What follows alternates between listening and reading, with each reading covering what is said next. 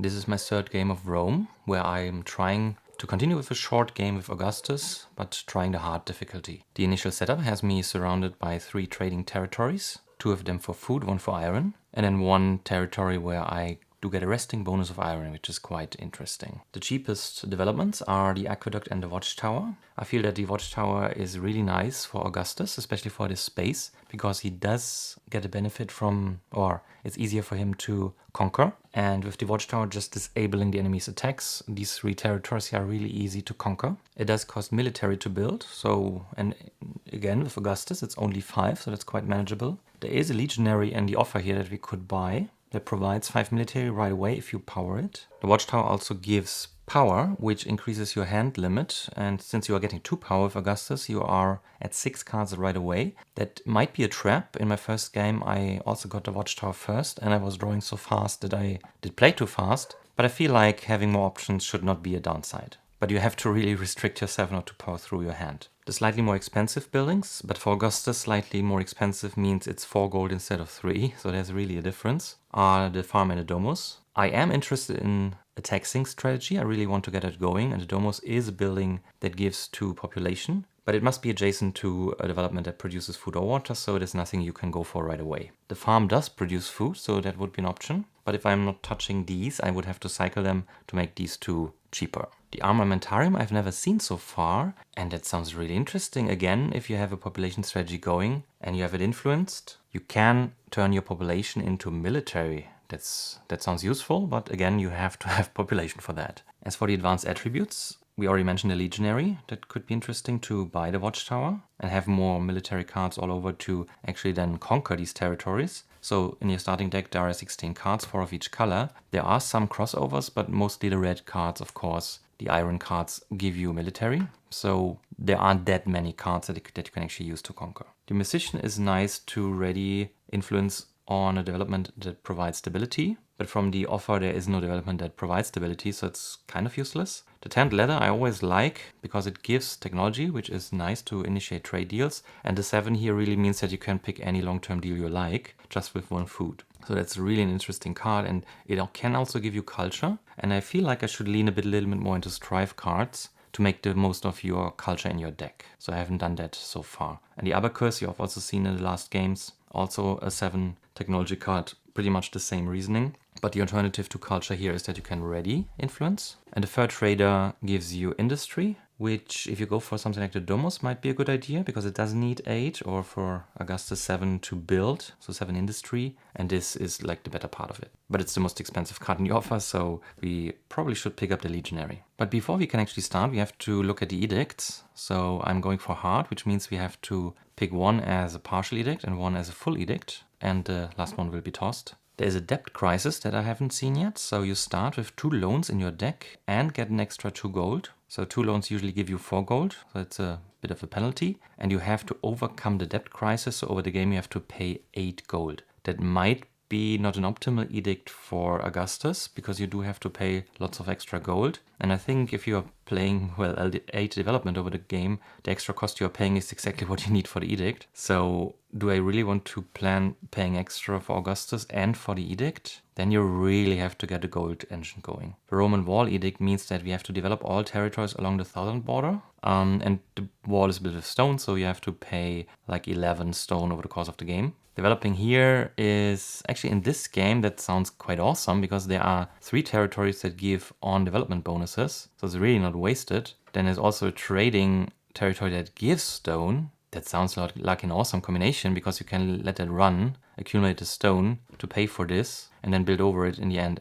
anyway. And the only one that also gives stone on resting at least, that actually sounds like a good idea. Maybe this is something I would take. Let's see what the full version says.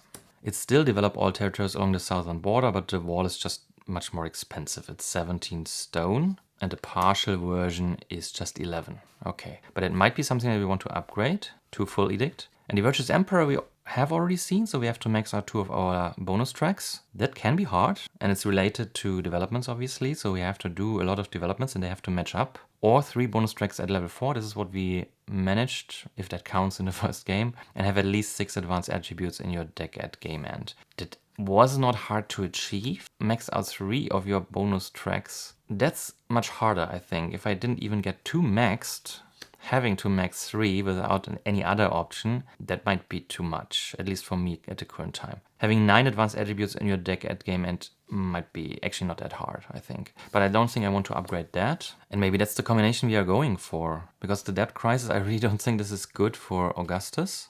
And the full version is obviously worse. So it's 10 gold instead of 8. And you start with 4 loans in your deck and plus 2 extra gold. This isn't even improved. So it's just 2 more loan cards in the deck. That's quite harsh. Okay, it's not even 3 gold or something like this. It does kickstart you a little bit. But then again, if you just pick up loans, like regular ones, you just get much more gold for your kickstart. So I don't think I want to do that. I'm dropping this. And since I do play or want to play hard, I'm going with the full edict here for the Roman wall, which makes the wall even more expensive. Okay, now that we have chosen our edicts, does this change our opening strategy? So since the watchtower was so cheap, we probably want to get that and then conquer, because this is a good way for Augustus to get gold. And I don't think this is pressing in the first round, that we need to go there, but it might be a good target then for a trade deal once we can get one. Let's see what our opening hand is. We start out with a hand limit of 5, so we are drawing 5 cards. So there is technology that might give us a trade deal.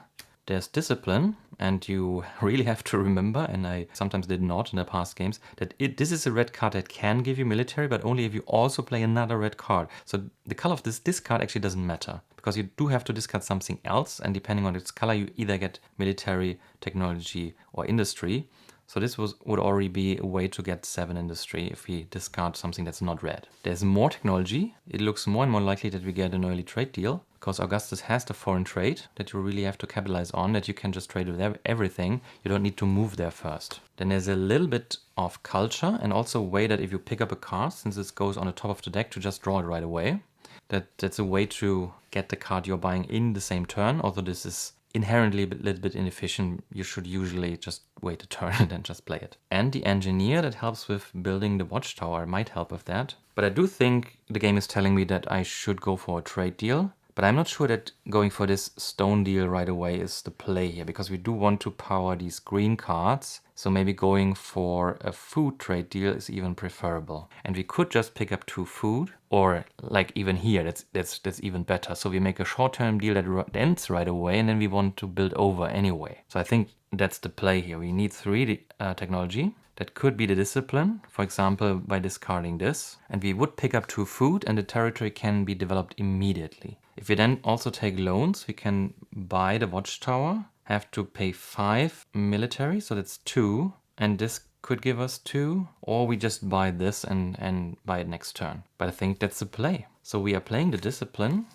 and discard this card here. It's not red, so we do get 3 technology. That's the cost of the short-term deal. We do have a limit of 3 deals in total with Augustus in the beginning of the game due to our stability. And so we are taking this and marking the short-term deal slot. And we do have 3 industry required for this. I'm discarding these cards because I have my hand lying in front of me and I need to distinguish what cards I played. Usually you would have the cards in your hand, you would play them here and only in the cleanup phase discard them. This makes it easier to reconstruct how much attribute points you have. So there's no need to keep track of them, because you can always reconstruct how many did you produce, how many did you use, and then you will know what's left. But if I fully use the card, there's no need to keep it. So I'm putting my hand here and I'm discarding these cards right away. This is not technically what the game tells you to do. And just want to point it out that you are not picking up bad habits from me, just from the way I presented in the video here. All right, so we do get the 2 food. Actually, we start the game with 3 gold. I placed it wrong here. So a standard game setup means you have no resources but 3 gold. The deal immediately ends, the agreement immediately ends, so we flip it over and move it to the middle. And we only get the trade agreement token back once we develop the territory, but that's exactly what we want to do, so that matches up quite nicely. I will also use an influence on the capital. I think that much is clear. You always want to use as many influence tokens as you can each turn, but without any developments, it's hard to use more than 1. So if you're not building the watchtower now, we can't influence it. And to be honest, the ongoing ability will not be useful in this turn, even if we influence it, because it just alters the rules for the conquer action. And the trade is nothing I can do because I don't have iron or water. I could get an iron. That's something to keep in mind. If you build a watchtower now and move there, but movement would also cost a card, I could get an iron by influencing it and just spending the influence for production. But I don't think that's in any way, shape or form optimal play, so I'm not doing that. So we could think about getting another trade deal if we want to, because we do now have food. So we could even power them both for 8 and just enable one of the advanced deals. And that's something we should really think about. The advanced deals give you, so the long-term deals give you an enormous amount of resources. So the short terms always give you 2 right away or split to this round and the next. But the long trade agreements give you 1 resource per turn for 2 rounds. And that's like at the maximum for the first and second round 11 turns.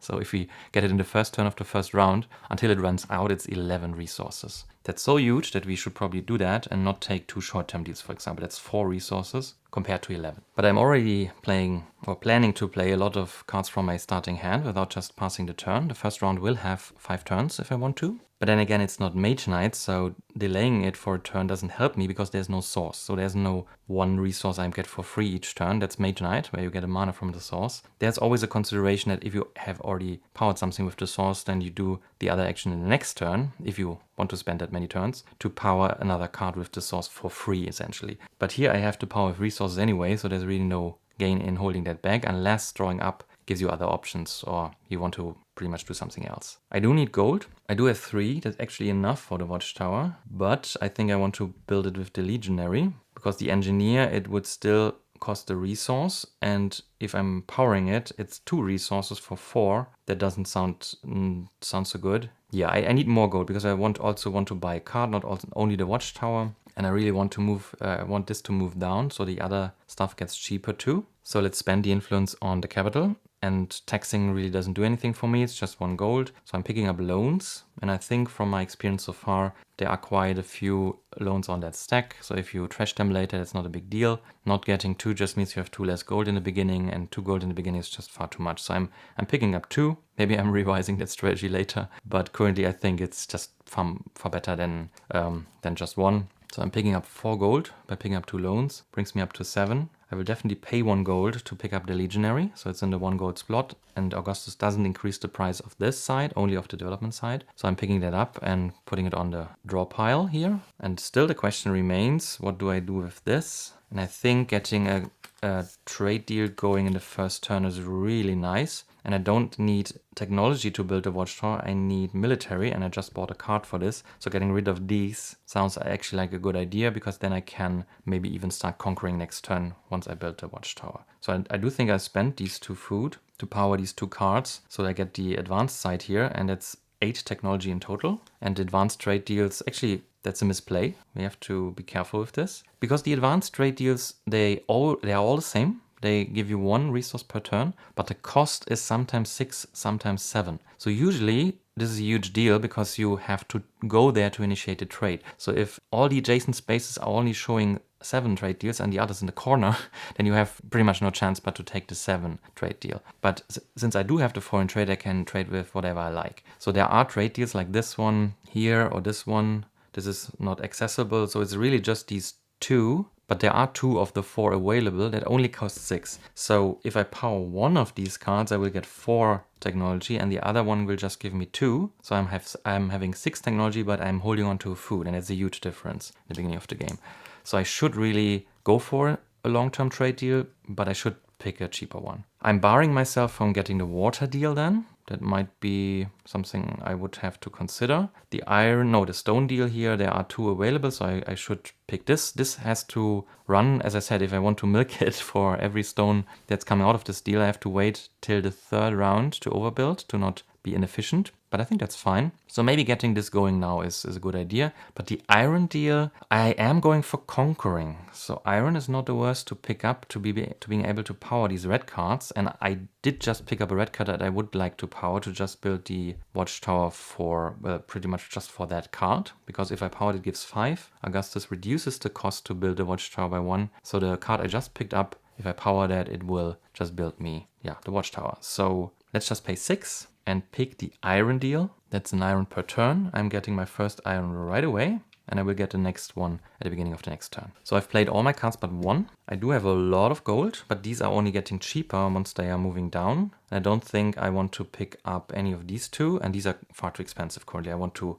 wait till they are getting cheaper. I could also buy the watchtower, but there is really no rush here. If I buy it now, I either have to put it in my play area, so in the and it will cost a gold at the beginning of each turn. So I do that. I can just buy it next turn. Unless I want to buy the farm as well, then it would get cheaper, but I'm not doing that, obviously. I want to build a watchtower and go for conquest. So let's end the turn here. So we're resolving the resting action, but we did not move, and we are not resting at any space where we do get a bonus. We remove spend influence, so we get that back from the capital. Then we are discarding the played card, so that's a step I will skip from now on, as I have already explained. Then I'm replenishing the market. The new card that comes up is a Roman Concrete. That's again a Technology 7 card, so I'm picking up a lot of technology cards here. Then I'm drawing a new hand, of course still at hand limit 5. So there's a Legionary we bought. There's a Show of Force that could allow us to conquer a territory right away after influencing the Watchtower. Then there is a special leader card of Augustus, the Princeps Civitatis. It gives me industry, and I can influence the capital even if I'm not there presently. And if I power it, and that's the really insane part, I can pick up any card from the offer for exactly 2. And this circumvents the City of Marble downside, so I could even pick up the Armamentarium just for 2 gold, just instead of 5 for Augustus. That's a huge card. And finally Mercurialia, which is also an industry card. And if I want to build, I can boost this to boost 2 other cards for free, but just for building. So I've drawn my hand, I'm advancing the turn cube, so we are in our second turn now, and we wrap around to each turn active projects phase. I don't have an active project, as I said, because I did not pick up the watchtower to not pay the gold now, but I checked the active agreements, and I do have an active agreement with this territory, and I'm getting another iron. It's already starting to kick in, the deal. So iron is really not a problem. Alright, so we take our main actions. And I think there's no reason not to influence the capital. I think you can always spend influence to not activate anything. That's allowed. So you can get that back. And I don't see myself running short of these tokens in this turn.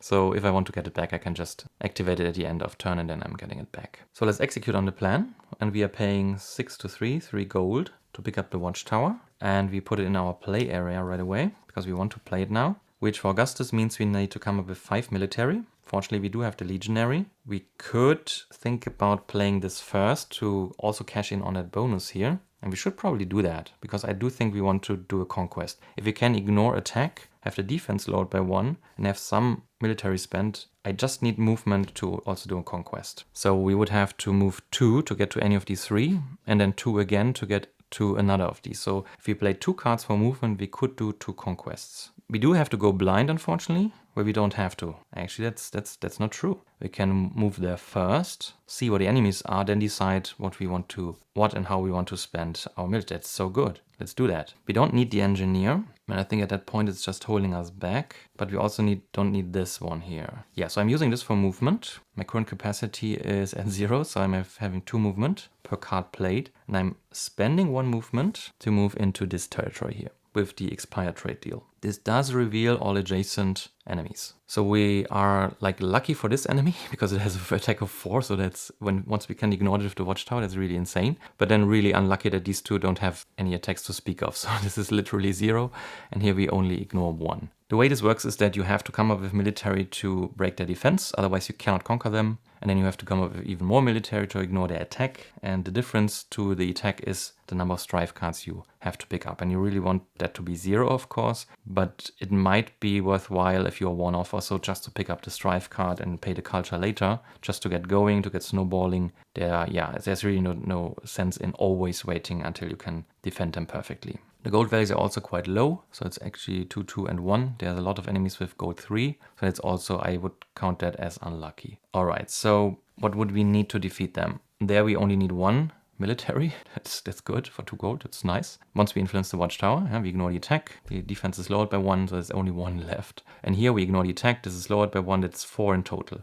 And I think that's good, that's a good number, because if we play this for 2 and power this, we would get 4, so that's already enough. For this we would need 5, so that's 6 in total. So if we power this, we can also kill these 2, but we always have to keep in mind these 2, so we need to play this to build, the other one to conquer. We do have only 1 move left, so we would have to play 1 other card for movement. And I think I want to do it like this, and I do think I want to conquer 2 in this turn, because this is just a nice combo. I don't want to go this to waste. Also, if I'm picking this enemy instead of this is, I think, a given that I want to defeat it now, because it's just 2 gold. And these are the 2 high value enemies. And if I'm ending here, I will actually get a water. That's really cool. I like how this turn unfolds, and it did need 2 games to actually get my mindset going with this, but I think it's clicking into place. So this feels efficient. This was an insanely lucky pickup here, I think, because of this powered ability giving me really a lot of military. 5+2 for every additional red card played this turn. So if I play this first, this gives 7 military.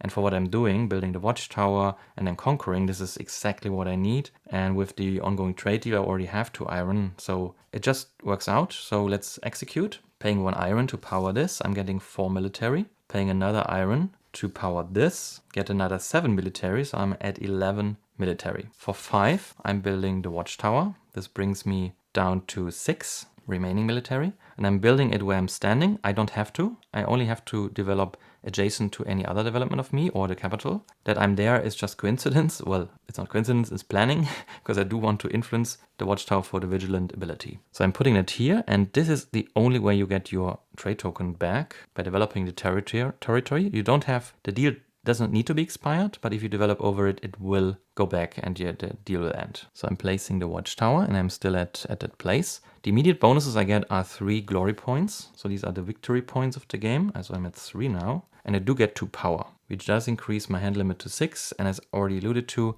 I think this gives me more options, but I should not be tempted to play too fast. You should really play your 5 turns, especially if you have these ongoing deals. If not, it's probably not a big deal, but if you do, you're wasting resources if you're cutting your round short. So this was the development of the watchtower.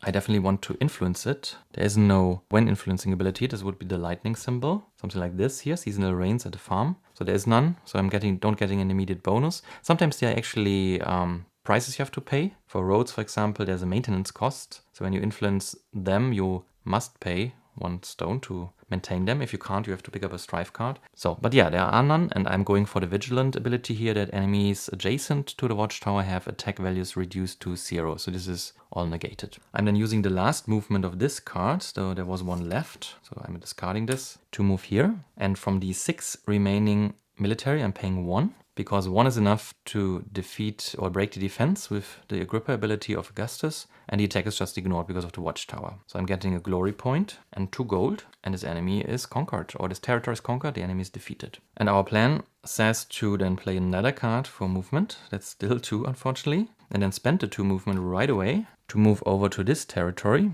where we also battle this enemy. So at that point, the watchtower doesn't do anything for us, because it has an attack of 0 anyway. It has a defense of 6, lower to 5, and I have 5 military left. That gives us 0 glory points, but 2 gold for conquering. And again, the enemy is defeated. Alright, so these 4, these 5, and these bonus 2 were 11. 5 for the watchtower, 5 for this enemy, 1 for this enemy.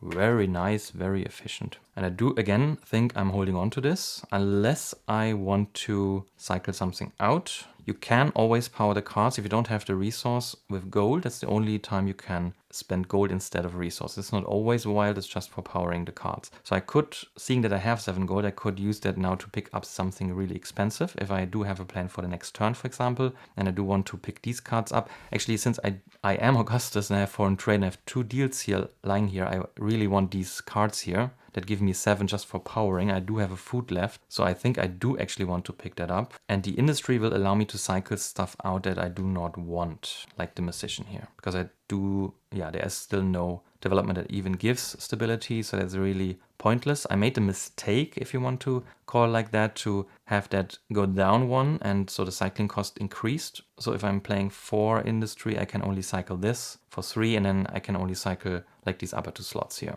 But I think that's fair enough. I think I want to do that, so I'm paying a gold to get a stronger side here, so 4 industry. And you may purchase any card from either market for exactly 2 gold, so I'm paying 2 gold. And I should probably pick up a building or development, because these are far more expensive. And the musician I'm cycling out, so this will be cheap next turn. So I think I can delay the trade deal 1 turn to just make it much cheaper. But I'm cycling this for 3. Cycling means putting it under its draw pile. So it goes here. And slots are not refreshed until the end of turn. Yeah, so we have 1 industry left. So we could cycle any of these 2 or any of these 2. I feel like there are a lot of industry cards coming up, so cycling this might be a good idea. I still haven't fully grasped the concept of the farms, because the sell crops ability gives you gold for every influence, ready influence on an adjacent farm. So even if you have 2 farms, you can just get 1 gold, because once you spend the influence here, the other farm cannot use the same ability because this influence is then now spent. So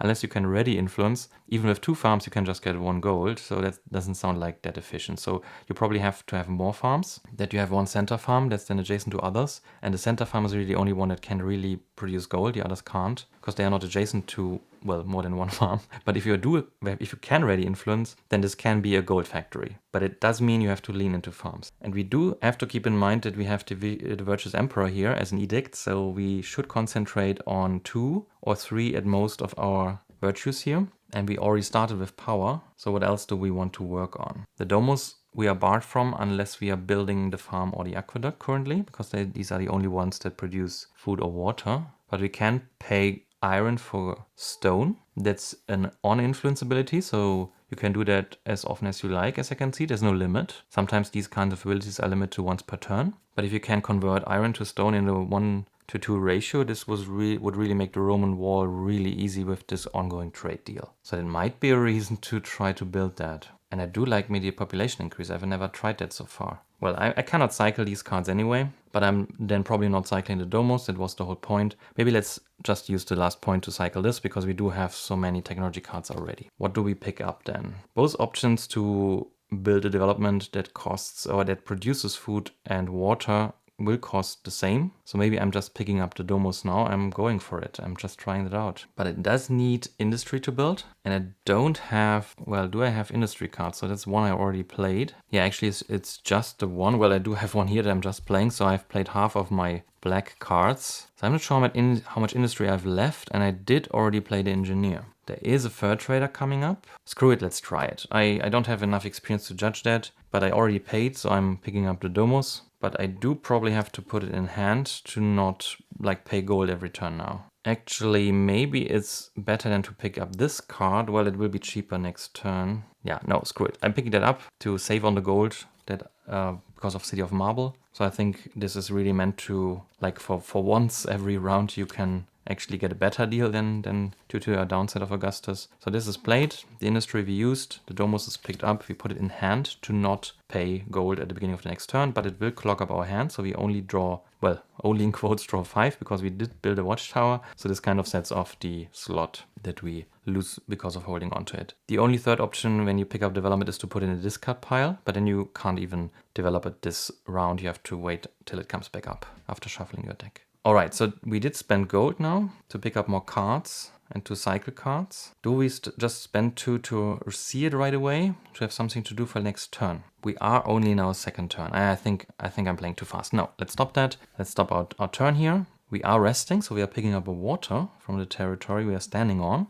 Then we can remove spend influence. There is an argument to be had to spend these, but again, I'm not short of influence tokens, but I could re-influence them to get them back. The watchtower means I could spend the influence to produce an iron, but I'm not sure this is needed with an ongoing iron deal. And the trade ability would also need the water, which I currently don't have, but it produces gold. So no, I'm leaving that there. And the capital influence, I don't think there's a big difference to doing it now, because I do not want to re-influence it. I don't have that much movement, so I don't see myself going there. No, let's let that be. Replenish the market. Yeah, so after refresh, the 10th ladder is now really cheap, and the portable abacus is also coming down. This might be interesting for the industry, as I said. There's another, well, there are 2 industry cards coming up, interesting, but quite expensive. We did refresh another farm, so there is a combo there. But I think my plan is already clear that I want to build the Domus. Well, the farm would actually be one building that I need for that. So there's still this, well, maybe I should pick up the farm then. The aqueduct really only helps with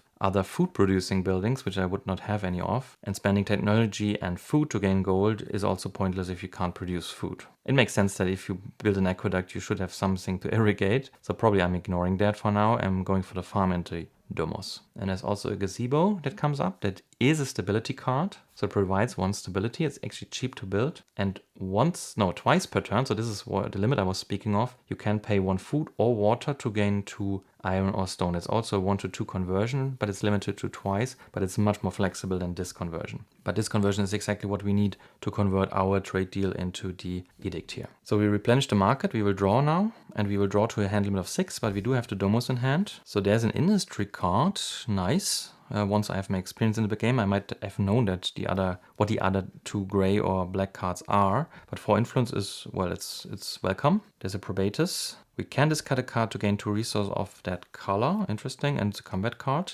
The Physician, Civil War. We have to play that immediately. Actually, that's a good rule question. Since I'm drawing them one by one, if I have to play that immediately, I don't even see the last card. That didn't even occur to me. I always just have drawn up to my full hand limit and then did this. But if we follow the rule by the letter, I think I have to play that right away once I reveal that. So this is the negative card of Augustus. And we either have to discard a red card. If we don't have one, we have to discard 2 other cards. Or we can power it to ignore the basic action. Then we have to pick up a loan and get 2 gold. And I do think we need to do that. But it hurts because we do need food to power like these cards here. But we do get 2 gold. Picking up a loan, that's not the worst anything anyway. Actually, I'm not sure about this revealing. You have to look that up. I think it's not important now. Because that would mean that if you draw it as a first card and you don't even have anything to discard, then what do you even do? Yeah, I think I'm revealing that.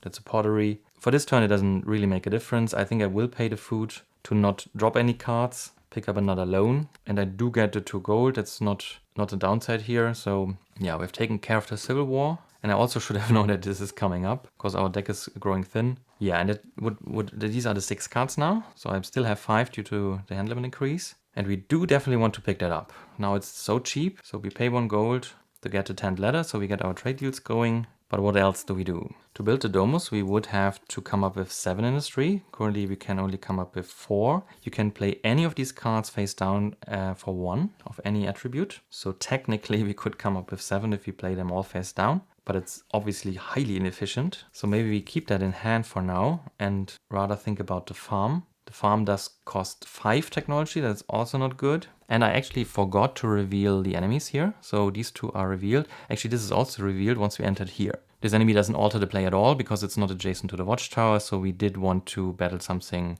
that's adjacent, although it doesn't have an attack and it just has 5 defense. So we could have killed that. But again, I don't think I would have went there. And these 2 enemies really have high attack values, both 4. That's a bit sad, which means they're quite hard to defeat. So with this card only, we do have 4 military. With lowering of defense, it counts kind of like as 5. And this is a 6 total. It's manageable. This is a 10 total, but it gives 3 gold. And we do have this 5 here. But now we are really out of position, yeah. And moving there would not even work with just 1 card, so it's really far out there. So we do have technology in hand. If we power the Physician with water, which we do have, we can get 3 technology, and 3 technology is actually enough for some of the trade deals. So there are some that just give you even 2 resources right now. There's also just a mix, which like kind of the same effect, but some are just 1 point cheaper. And I would like to pick up some stone. And I would actually also like to pick up some food because we do not have food production. But for 3 there's really only this deal available because the rest is still contested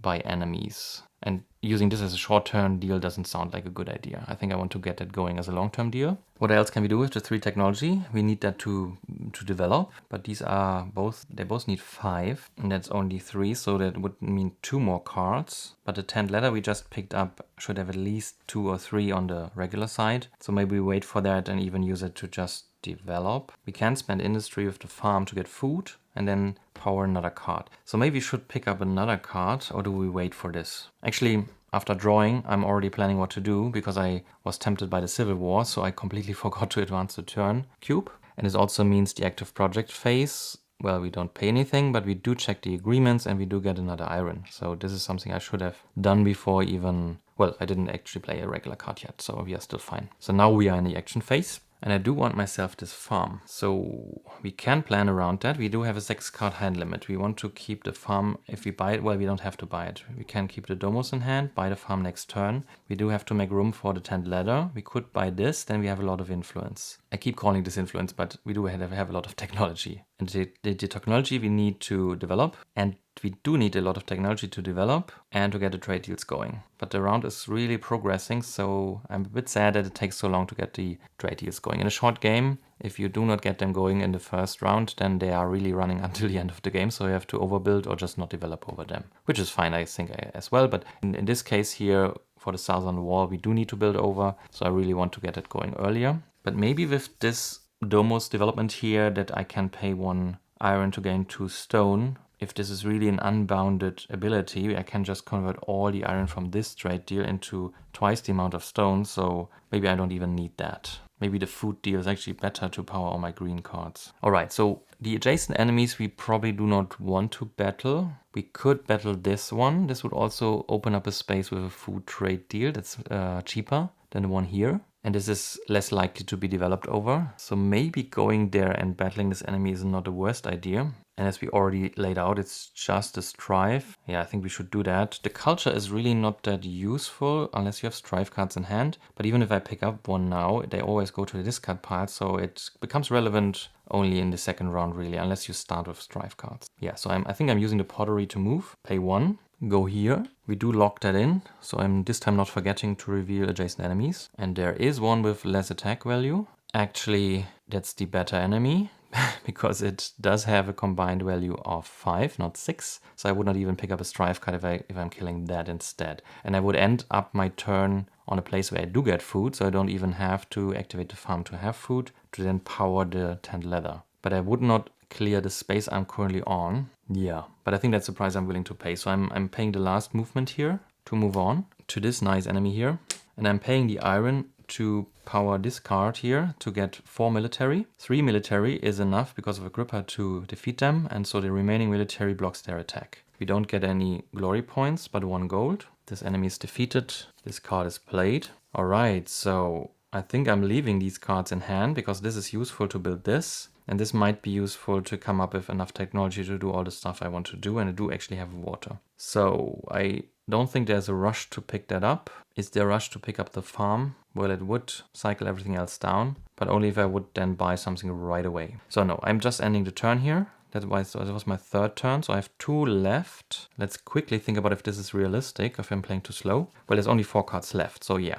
I think I'm just in the right pace here. We resolved the resting action, and I do get a food. That's quite important. It works out quite well. Again, we did not spend influence, because I do not have iron and water left to activate the watchtower, and I don't think I want to, because I can't re-influence it anyway without much movement. And the capital, I just was forced to pick up another loan, so yeah, there's nothing else to do, and I'm really waiting for my population. But just to point it out, it only brings me to 2 population, because the first step doesn't do anything for Augustus. But 2 is, well, double the amount of 1. We replenish the market, and there is the formation that for food gives you a really large military card. So it's already 3 and 6, but with food it goes up to 4 and 8, so that's huge. That could help with building some of the more expensive military developments, but it's the most expensive card currently. Alright, so we draw. And this I should really have kept in mind. That's really important, but I did not check that I'm not exhausting the pile, because if I do, this is my last turn. But I do have a card left, so I will have my 5th turn as well. That's really important. Otherwise, we would have needed to buy 1 to not exhaust the pile. So we do draw the tanned leather as planned.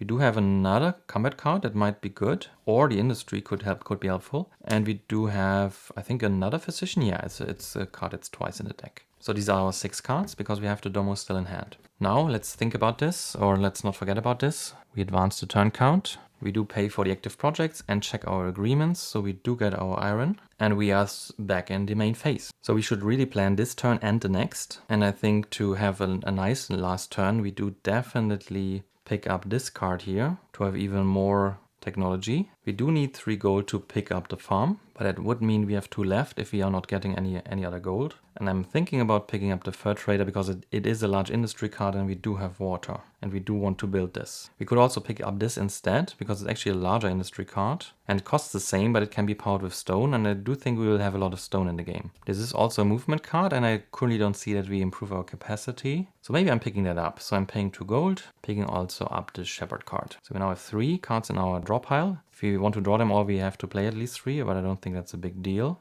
Let's pick up the farm finally. We do have to get going, and I do want to put that into my active area. So how much technology can we actually come up with? Well, with 1 water, we have 2 physicians, but we cannot power them both. With 1 water, we can come up with 3. With 1 food, we can come up with 7. That's 10. We do need 5 here. And 5 is really an odd number to initiate trade. You really need 6 or 7. That's a bit sad. So maybe we do go back and battle. That would also allow us to get the food deal for 6. So we could place the food deal here instead of here. And I think I do want to pick up a food deal rather than a stone deal. And there are no other deals available because these are all just barred. Well, there is a water deal here, but it's an expensive one. Okay, so I don't think we can power both positions, or we shouldn't. That means I'm playing 1 for movement, and there's no way we are going to this enemy, so I think we are moving back. So 1 move point to go to this territory and battle this enemy here. We pay the iron for this, for 4 military. 1 is enough to defeat it, and 3 is not enough to get rid of the attack, so we do pick up a strife card. I think that's something we have to do. But it does defeat the enemy. We get a glory point and 2 gold, so we are no longer bankrupt here. Show of force we have played. Actually, we could spend the food to initiate a trade deal for water, which could have given us the second water. That's something I did not consider, because then we would have 6 here and could develop the farm. We are missing 1 attribute point to develop the farm for 5 and take the trade deal for 6, because we need 11 then, and it's just 10. That's the sad part. But maybe we do play the merchant then, not for the industry. We did just pick up an industry card. It has to do then, I think. So I think I will do that. So we pay a food and a water to get 10 technology, and we play this face down for another point. That's 11. So we get a trade deal going, and I do think I want food. So we're going here and pick up a food, and we do develop the farm. And I do think I will place it here because I will then be able to develop here and get all these on develop bonuses, because we do have to get to the southern border, and I do not want to build over this trade deal here yet. So it's a glory point and 1 wisdom. All right, so we do have 3 cards here, so we could buy more and still draw them. And since we did not pick up any stone to power the card we bought, maybe we do buy the fur trader after all. I think that should work out. I think I will just do that. It also cashes in on this. Well, we are buying so many cards already. This is not a problem at all. So this is a bad reason to buy it, but I think it's a good reason because we do not have any resources left and we are only getting iron and food. And these cards need to be powered by stone and water. So we won't be able to power them unless I'm paying the gold literally to power them. But then I think I'd rather pick up the card. So I do have a movement point left. Actually, that's good. So I'm spending this to move into one of these resting territories, either food or water. And since I do get food from this deal and I do want to get south to influence all the new developments, I really have to get going with this movement of 2. So I'm moving here, ending my turn, resolve the resting action and getting the water right away. That does actually allow me to power the card I just picked up. No, not this one, but here on the draw pile. I did not spend any influence again. Again, I cannot get the gold by a trade because I always spend the iron I'm getting from the trade deal. And the capital is nothing I want to currently spend. So in the first round, getting a good use of all your influence is really hard. So these ongoing wild influence effects might actually be a good thing to make good use of them. Because if you always get them back and you're out of position, you cannot re-influence right away. You would have to have much more movement than and always play a movement card per turn. I think I made good use of the resting bonuses instead. So there's that. Yeah, so that's the end of the turn. Replenish the market. The development show a mausoleum. That's a really nice card because it also gives you stability and population. And the Honor the Fallen ongoing influence effect allows you to pay food for military. That's really helpful if you do want to conquer a lot. And the Waltz ability, you can spend influence to make an exchange action really more beneficial. Instead of exchanging 4 resources for 1 gold, well, you still do that. But after the exchange, you can get 2 resources that were not involved in the exchange. So pretty much any of the other 3, which in essence means that you are paying 2 resources for a gold. That's the usual more efficient ratio of development cards. And you convert 2 of your resources into 2 other resources. That's really nice. So I do like the card, but it's out of reach. It's really inexpensive. I'm drawing. We did pick up a lot of cards. So the Fur Trader in the end, the Shepherd before that, and the Portable Abacus even before that. And the last card of our deck is the Senator, which is a black card, but it does not provide a lot of industry. So relying on that would have been a mistake to develop this. We do not have a 6th card, so this will be my last turn. But since we do advance the turn counter, it's clear that it's our last turn anyway, because the next time we advance it, we would hit the turn space marked with our round. And once we hit that, the round immediately ends. There's no final turn. So this is the last turn. We do not have active projects. I really don't see with Augustus how this will ever be a good idea to put development into the play area or the project area. Since, yeah, you just don't have the gold for that. And the hand limit, well, with the Watchtower, it was really good that we picked that up because this allowed us to keep it that long. I'm actually not sure why I even bought it. Oh, well, actually I bought it because it was cheaper with my special ability of Augustus. But we checked the active agreements and we do get a food and an iron by now. So 1 iron, 1 food. And we should really get the last deal going, even though it's debatable, because it will mean that we are cutting our income short by 1 round.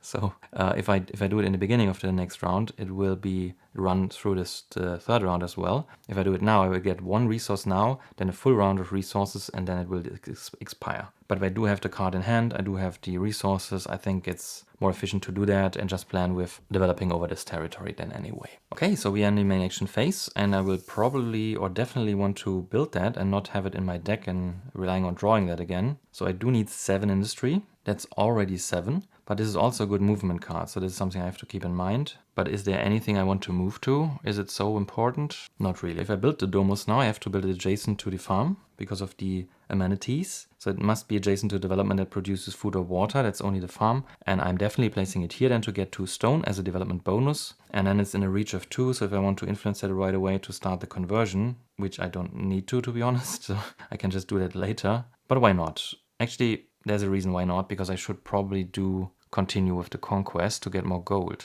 But it might be a reason to go there and influence it now, so I can start in the next round to move away for the conquest, and maybe I can even develop something first and then influence that too. So maybe that's a reason to move further. But I won't have the stone anywhere unless I'm going for this trade deal, which I should probably do. The other option would be water or a second food deal, but I think I would rather get water or stone going. But once I have this, the iron deals are much more interesting. This is also a reason why I should clear this. But maybe I'm wanting too much here. We came to this line of thought by thinking if we should play these for 7 or if I should keep this card for movement. So what are the other options? This we could power with water, that's already 6 industry, and that's pretty much a dead card, because powering this to have other face down cards provide 2 would mean I'm paying a resource and a card to get like nothing unless I'm playing other cards face down, so that's not going to happen. So 2 industry and cycling is really the only thing I can get from this, or I can make it face down. So I think I'd rather take this, the industry here, because I think I do want the movement. So I do think I'm powering the fur trader with the water. That's 6 industry.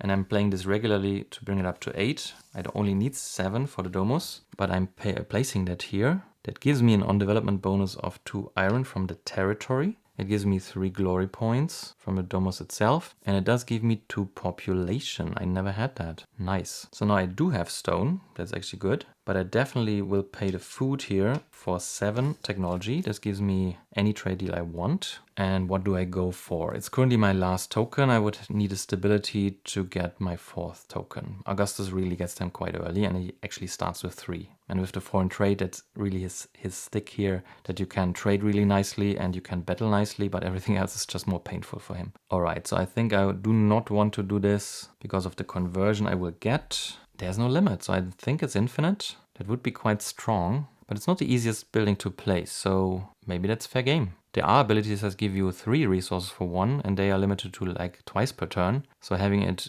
in a worse conversion and then even more than twice per turn, I think that's fair. I don't think it's overpowered compared to these other developments that can do these other conversions. Yeah, so, but that pretty much means that I should get iron production going, not stone, because it's much more efficient. And I'm not getting a second food deal, so this leaves the water really. I think it will be worthwhile. I picked up good cards with water, so let's pick up a long-term water deal and get my first water right away. So these cards, there's only just 1 industry left, which doesn't do much. Cycling is irrelevant because we are at the end of the round anyway. So I'm just tossing this, which leaves me with movement. And I think I can rather go for 3 or 4 movement. That's the idea. If I want to pay the stone, I can get 4 movement. I think 3 is enough actually. So let's play that. It's 3 then. 1 more movement if I play this card for movement. And 2 movement brings me to the domus, because I really want to get it going. That really locks in the token. So we should have an eye on other developments to give us wisdom to unlock the 4th one here. And what do we do with the last one? Trashing a strive card. Again, if I don't have them in hand, it's quite pointless. These are all on development bonuses. So I'm moving on to the farm with the idea to go back to conquest. And the development I can do without being present. But I don't have an influence for the farm currently, so this is a good reason to stop here. So yeah,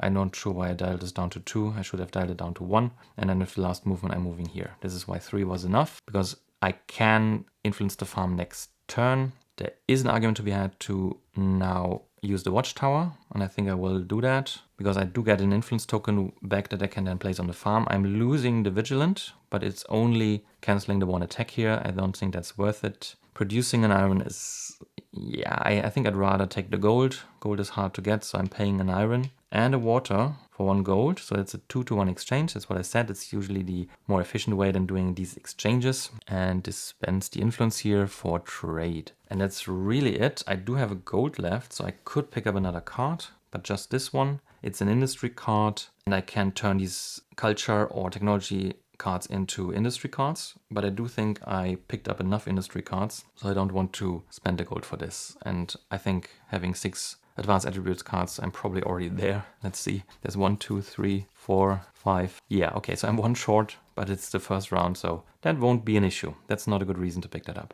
All right, so that means I'm not buying anything else. I'm resolving the resting action, but there's no rest action on the farm. I'm getting this token back. That was part of the idea why I used the watchtower now. Replenishing, drawing, and advancing the turn is all skipped in your last turn because they are all pointless. Usually you can't draw anyway, if this was the reason to enter the round at least. And replenishing was clarified in the FAQ that it doesn't do anything useful, so you skip it. And advancing the turn count as well. If it was already clear, you can skip that. So we are going to the end of round cycle where we shuffle the discard pile into your new deck. That's usually a good idea to have a quick glance on what's going on here. So there are these industry and culture cards, which is also doubles as a movement card because we don't have much capacity. We did pick up cards to help with our trade deals. Unfortunately, in the next round, they will still all be active, so I won't get any of them back. So it's not as useful, but it can help, of course, with building. But this can also double as raiding influence. And once you get a combo going with developments, this can be quite huge. Tent ladder, same here, that you can also use it for culture. And we did pick up some, well, 1 strife card, so that's probably not a big deal. But we might want to start taxing people. That could also be a reason to use the influence on the capital now. That once we move there, we can use that again. Actually, that's a good point. And since I'm just looking at my discard pile and we have these kinds of cards where we probably don't use that much technology, but we do have the culture, I think going for a little bit of strife here to pay that back. Yeah, I'm doing that. I'm taxing. I want to try that out. So I will get that back as well. Yeah, so there was no information revealed, so I'm fine with like reverting a little bit. Yeah, so in this phase here, we didn't get anything but our tokens back. So in the action phase, I did now use the capital to tax. Since I do have a population of 2, I'm getting 2 gold, but I do pick up a strife card that's in my deck. And then I get it back immediately in the cleanup phase. And that's pretty much that. So I do have now, I think, 2 strife cards, 1 from battle, 1 from taxing. And I do have something like 3 loans, 1 from the Civil War and 2 from the beginning of the game. Yeah, so 3 loans, 2 strifes. And the advanced cards, did I pick up anything else interesting? Yeah, a good battle card that could come in handy since I want to pick up some gold there. Yeah, that's it. I think that's a very nice first round. I feel well prepared for the second. Let's make sure we really give this a good shuffle. That should really be enough. So we shuffled. We advanced the round marker cube. So we are on round 2 now. So still no access to level 2 developments. And we have 1, 2, 3 developments out. So once I place the 5th, I can get level 2 developments. We reset the turn counter to first turn. We cycle all development and attribute cards and replenish. So I think you can put them under the deck in any order if you want to see something earlier, but I currently do not want to be strategic about that, so I'm just shuffling and putting them under. Same with the development cards. The new developments are an aqueduct and a watchtower. So the aqueduct would be something that's interesting to place besides the farm. So maybe we are going down here, and maybe if we can get our force token, use it here, then develop over right away. That at least gives us 2 stone. That's nice. And then the aqueduct can be useful for the farm. But if I'm not going for a production engine, at least this round, I think I'm going for conquest rather. It might not be that useful. The watchtower, again, would be good depending on what the attack values of these 2 are.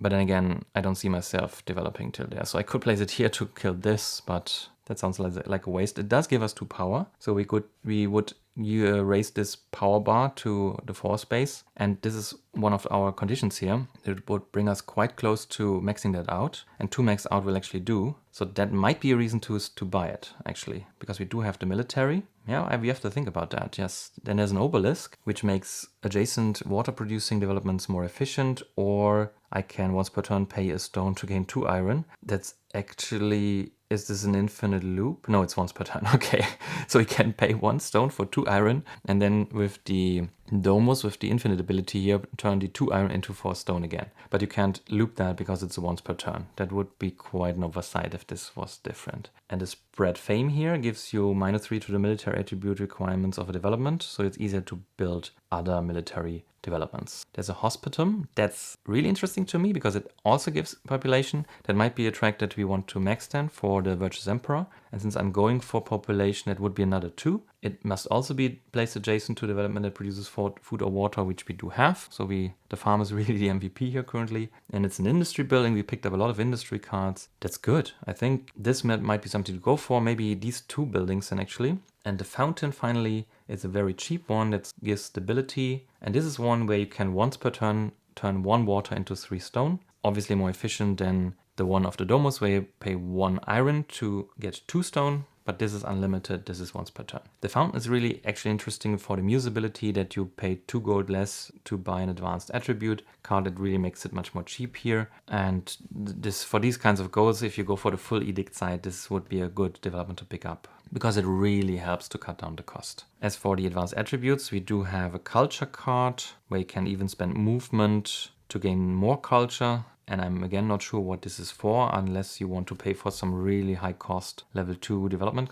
culture cards. There's more industry or culture. The Indo-Roman trade is really nice to exchange resources with each other. So up to 5 resources can be paid to gain other resources. The advanced version here is really insane. You discard any number of cards of the same color and you gain attribute of the corresponding color equal to 5 times the number of cards. So if you discard 2, it's already 10. 3, it's 15. Then another culture card and the Imperator card, that's good. It's a gold producing card where you get 2 gold after successful conquer actions, but it's just for 1 round and then you have to discard it and pay 1 gold. But if you are sure that you are battling 2 or even 3 enemies, that's 4 or 6 gold, pay 1. That's a really huge payoff. And the advanced is that you can spend influence on developments that provide power. And we are thinking about buying a second watchtower and building that. Then it provides either a lot of military or 2 gold. So I love this card, so but it's the most expensive one currently. All right, but now up to the trade agreements. We have to expire or exhaust them. So these deals here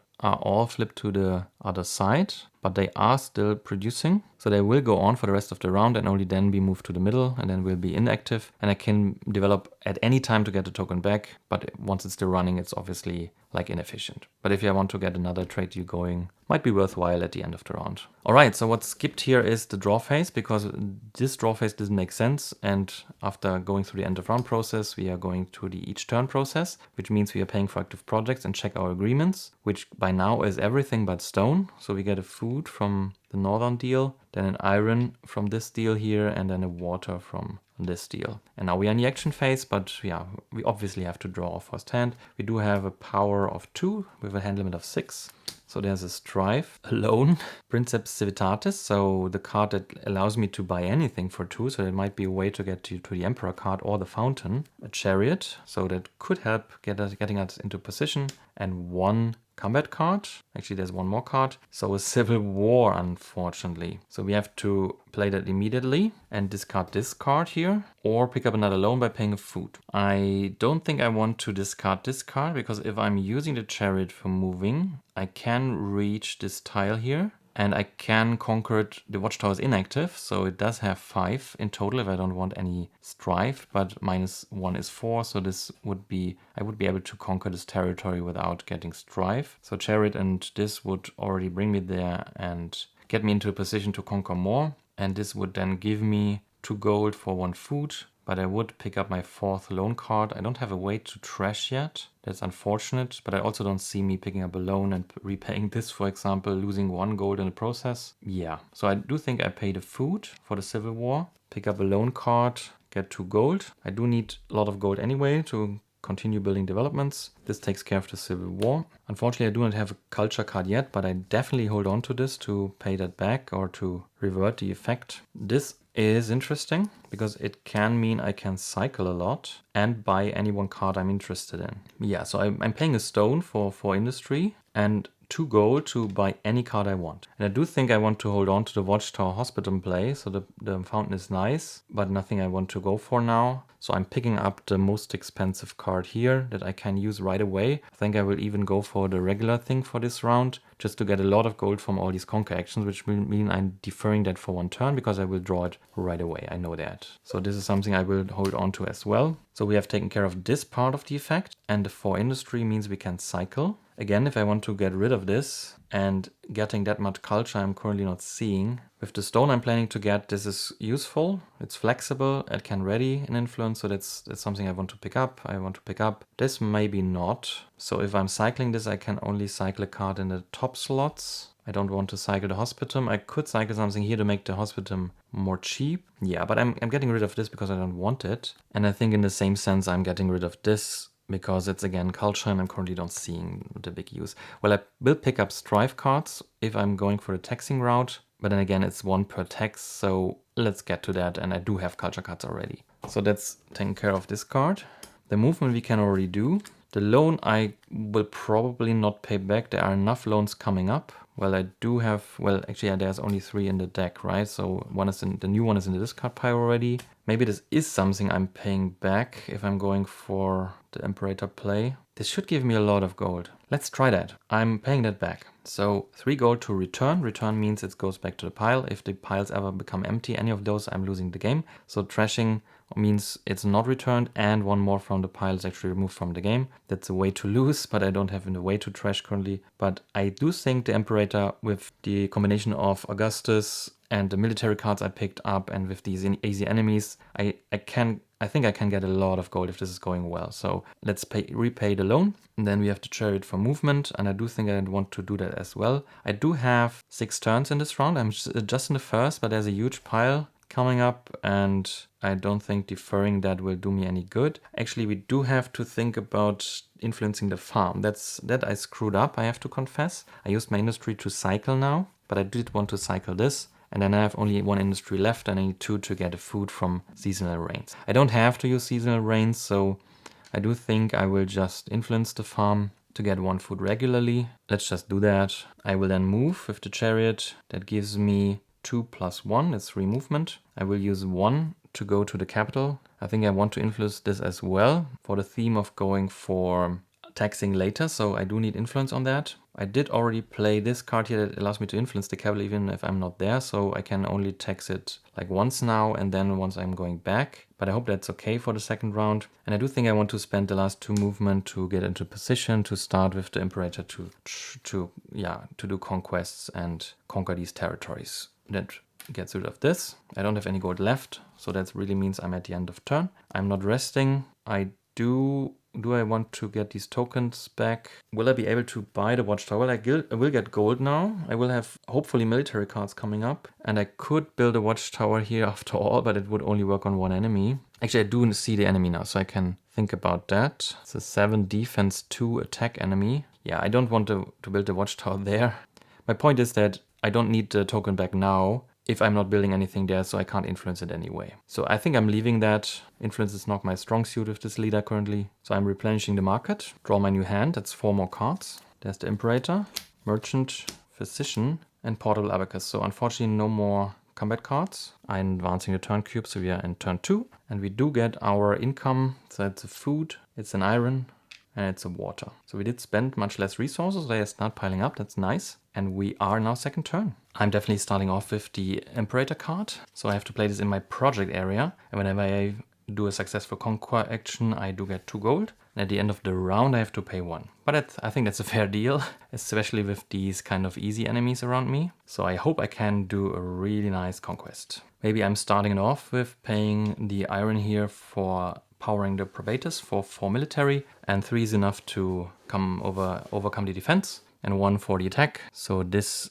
token is taken care of. It's 0 glory, but 1 gold. But now the Imperator kicks in and it's actually 3 gold. That's so cool. This means I have played this card. So we have these left. I really want to pay that back, and so I should probably do that. I could either use, well, actually the merchant is 1 short, so it pretty much has to be the physician, unless I want to have the technology. But I'm currently out of trade tokens, so unless I'm well, these are all ongoing deals, so unless I want to stop any of them, there really is no use for technology. Which also means I can use this to spend tokens here and just ready them again without being present. That's really cool. It would mean that I can tax the capital twice, for example. Yeah, but let's just pay the water here to power the physician for 4 culture, which does return the strive card to the pile. That's probably a good time to think about the next building. The aqueduct would give me wisdom, which gives me another influence token, and I do have a lot of technology. So that's a reason to go for this.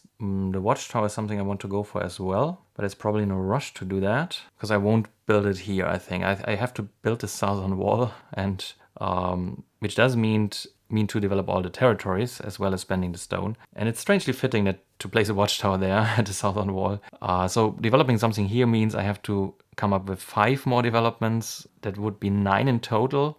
Totally possible, don't get me wrong, but why chance it or why risk it? This would also mean I could use this to get the 2 stone from this deal and then overbuild. But then again, there is really no rush to do that. I think I'd rather place it here to get the water. But I couldn't build the watchtower, so I'm talking about the aqueduct, and the aqueduct would need to go... No, it doesn't. Actually, the hospital has to go there. The hospital needs industry. I'm short of industry. I can't build that. So yeah, I should probably not just build the aqueduct because I can currently. But buying another building doesn't do much as well. I could use this to cycle out the aqueduct to make the other things cheaper. So the hospital needs to go down 2 spaces to be 1 gold cheaper. And if I also build the watchtower, this will actually happen. So I do like that, but it needs, unfortunately, 3 industry to cycle. So I would need to power this, which costs me a stone. Why not? Yeah. Taxing really becomes awesome after the hospital, so I should probably not be too hasty with this, because that's really doubling the gold income from taxing. And the hospital needs to go here or there, so the hospital really needs to go into this space. So I'm not using the influence on the capital. Using influence on the farm really just means getting a food. If I want to ready 2 influences, I need to pay a food. That's kind of pointless. So do I really play that just for a stone? No, I think I play that to... I can't, because I don't have a trade token. Yes, okay.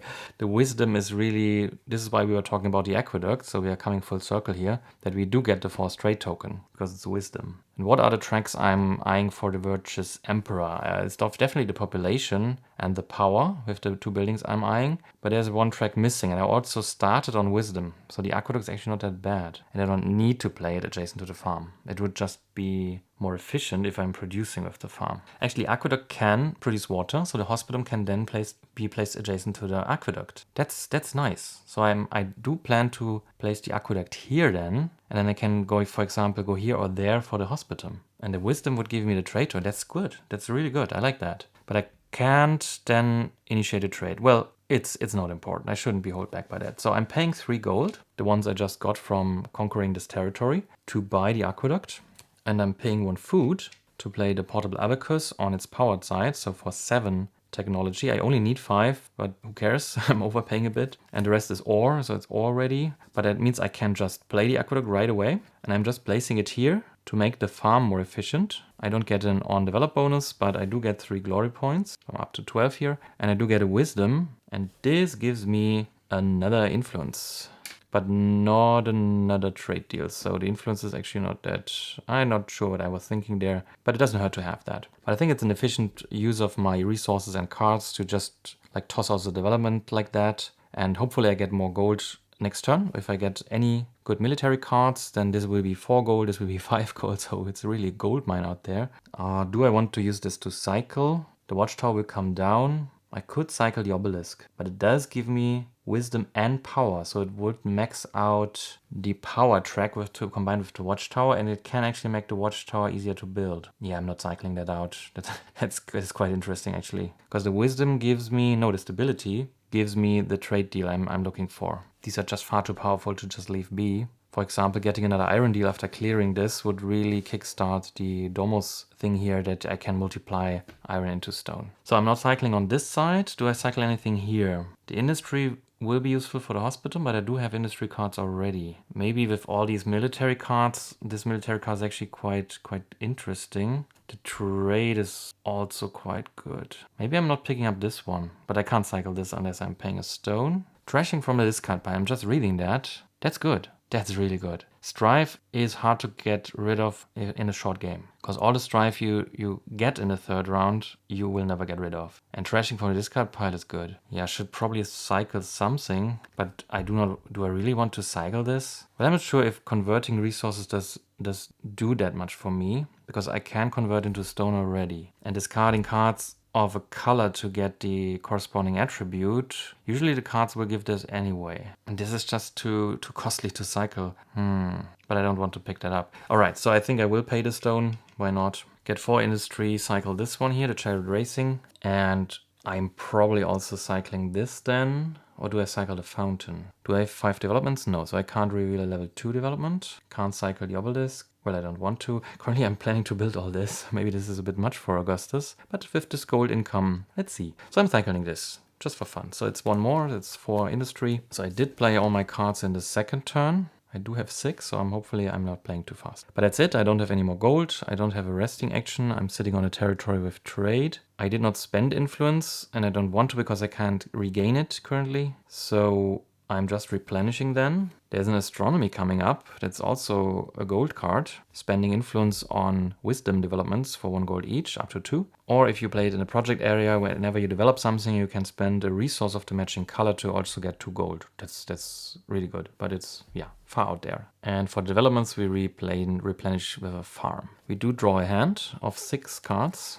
Combat, that's nice. Alone, that's not so good. But maybe we get so much gold that we want to actually pay it back. An Orator, that doesn't do much. The Discipline, but again, is not in itself a combat card, unfortunately. Because I do have to discard another, and this makes it inefficient. Another Loan, and a Mercuralia. Again, if I boost this to boost these cards for the military buildings, this would still need to discard. That's the problem. But this was the drawing, so we did not draw any of the leader cards. This is actually in our project area. It's a bit hard to distinguish here. This is our hand of 6. This only leaves at the end of round. So we advance the turn cube. We are in turn 3 now. And we do get our income, or trade agreement income, I mean. That's iron, no stone, food, and water. So I did pay my last stone, but I have this active, so whenever I need stone, I can just convert iron. That's such a nice building, especially with the Roman wall as an edict. Okay, so what to do with the loans? Currently nothing. I could discard them. This I can't really play unless I want something else but military. Is drawing a card a bad idea? I could discard this to get something better.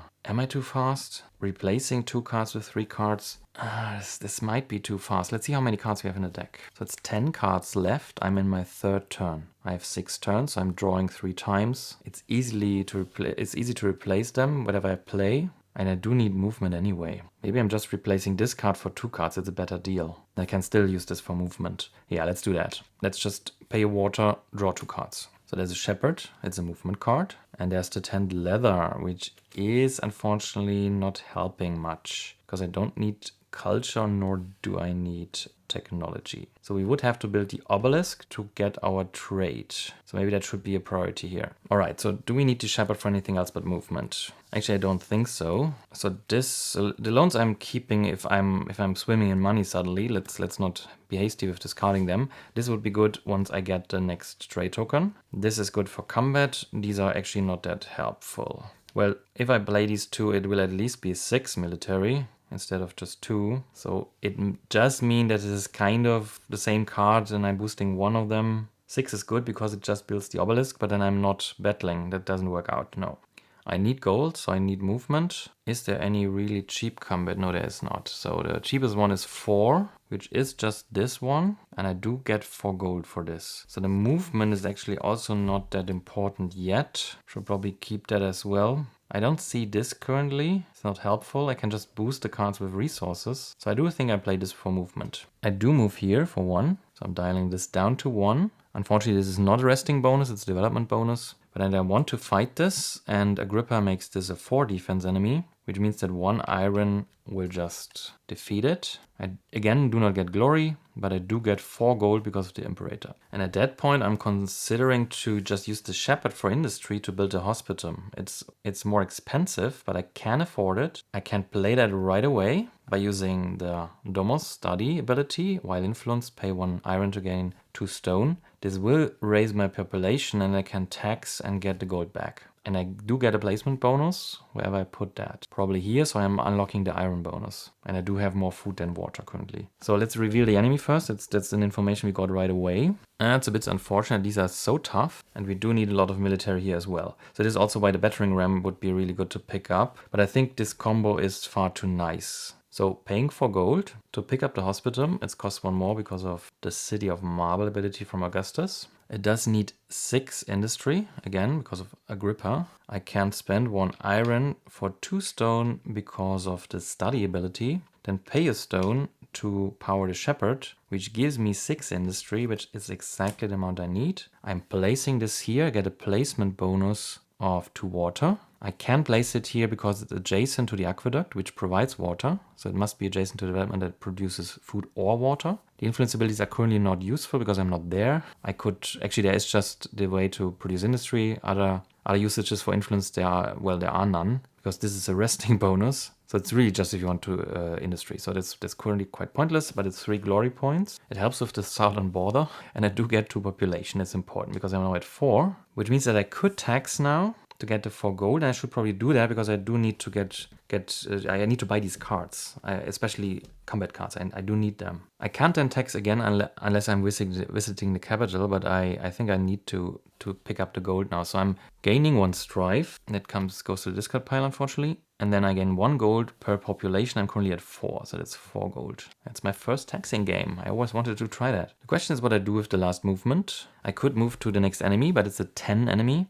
This one is a 9, so I'm not sure if I should skip that. Probably I should. If this is an easy one, then these 2 would really get the best out of Imperator. I don't need to do more conquest. I already get a net 3 gold from this because I got 2 bonuses of 2 and I have to pay 1. But again, conquering 1 more territory too, it would really be, this would be an insane card then. So if I want to do this, I should go there now. But if I do not want to, I should really go south. That with 2 movement, I can even influence the capital again. And for this enemy, it doesn't make any difference. I'm moving south, and this means the movement is done. I could use this for movement. I do think I still need military cards, and this can improve the value of military cards. So let's keep it for the time being, but I'm keeping a lot of cards. Actually, no, I would have to build the obelisk for this. Okay, so I'm holding on to this because of the technology. And if I'm pulling up strife, I can just repay that. And I think I'm holding on to this as well. It's 4 cards, unfortunately, but I think I have to do that. And this card actually, now I understand why this is good, because if I discard this for the empowered effect here, I do get 5 military. So this circumvents the discard requirement. That's nice. So definitely 1 gold to pick that up. I will draw that. And if I also buy this, I know my full hand for the next turn, which does mean I would not have a card to actually move unless I'm using this to move. But 2 movement would be enough. Actually, even 1 movement would be enough. Screw it. I'm not sure what I'm drawing here, but I do need military. I'm going for military, so I'm picking this up as well for 2 gold. Let's see if I regret this or not, but that's it now. I can't do anything else with gold. I don't want to discard anything, so I'm resting. I'm getting my influence back.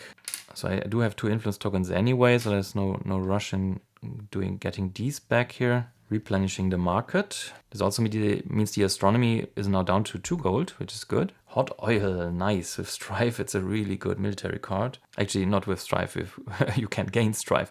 But gain, again, it goes to the discard, so you can't just play culture right away to cancel the effect. And there's a bridge. We replenish, so we are drawing. We are drawing 2 cards, and it's exactly the cards we just bought. I always like in deck building games where you can use the cards you buy right away, then don't go to the discard pile, because that's the difference between tactical and strategical buying of cards. If they go to the discard pile, you can only do strategic play, so long-term planning, by building a nice deck, and it will work out maybe sometimes. But with it going to the top of the deck and you drawing it right away, it allows tactical play, so short term. So you know what you want to do, you pick the card, you draw it right away. It's immediately useful, and it's almost never a bad idea to get something that it's immediately useful, because it's at least useful once. That's not true if you buy anything else, because you might not ever end up using it. You might end up playing it face down or in Mage Knight sideways, or you can't power it or so, then it might go to waste. And immediate usefulness, because this also makes you snowball, This is why I love it when the deck builders do this, that you just get it right away. That also means that it was fully, well, there was no luck involved because we draw the cards, which also means that if this doesn't work out the turn, only ourselves are to blame. We could have actually discarded loans. And maybe you should think about that. Well, we did not reveal information. I just explained why we did not reveal any information. So the game doesn't explicitly state that, but I think Joe would agree, being a fan of Mage Knight and being inspired by this, that it's in the spirit of Mage Knight that if you're not revealing any information, you can undo everything, because it really allows you to plan more, be more tactical, and don't be afraid to just play a card and it's all locked in now. Yeah, but once you reveal information, it's done, obviously. So holding on to 2 loans, I'm not that rich. That's not a good idea. I was saying that I can do it at the end of turn. I do want to hold on to one, because if we defeat 2 enemies, we will have a lot of gold, so paying one back might be a good idea. But let's just draw one more card that might be helpful. So let's see what it is. It's a card that can give 2 military. That might make the difference. Nice. Okay, so that's drawing. We advance the turn count, so we are now in turn 4 of the second round. And we do get our food, iron, and water. Food,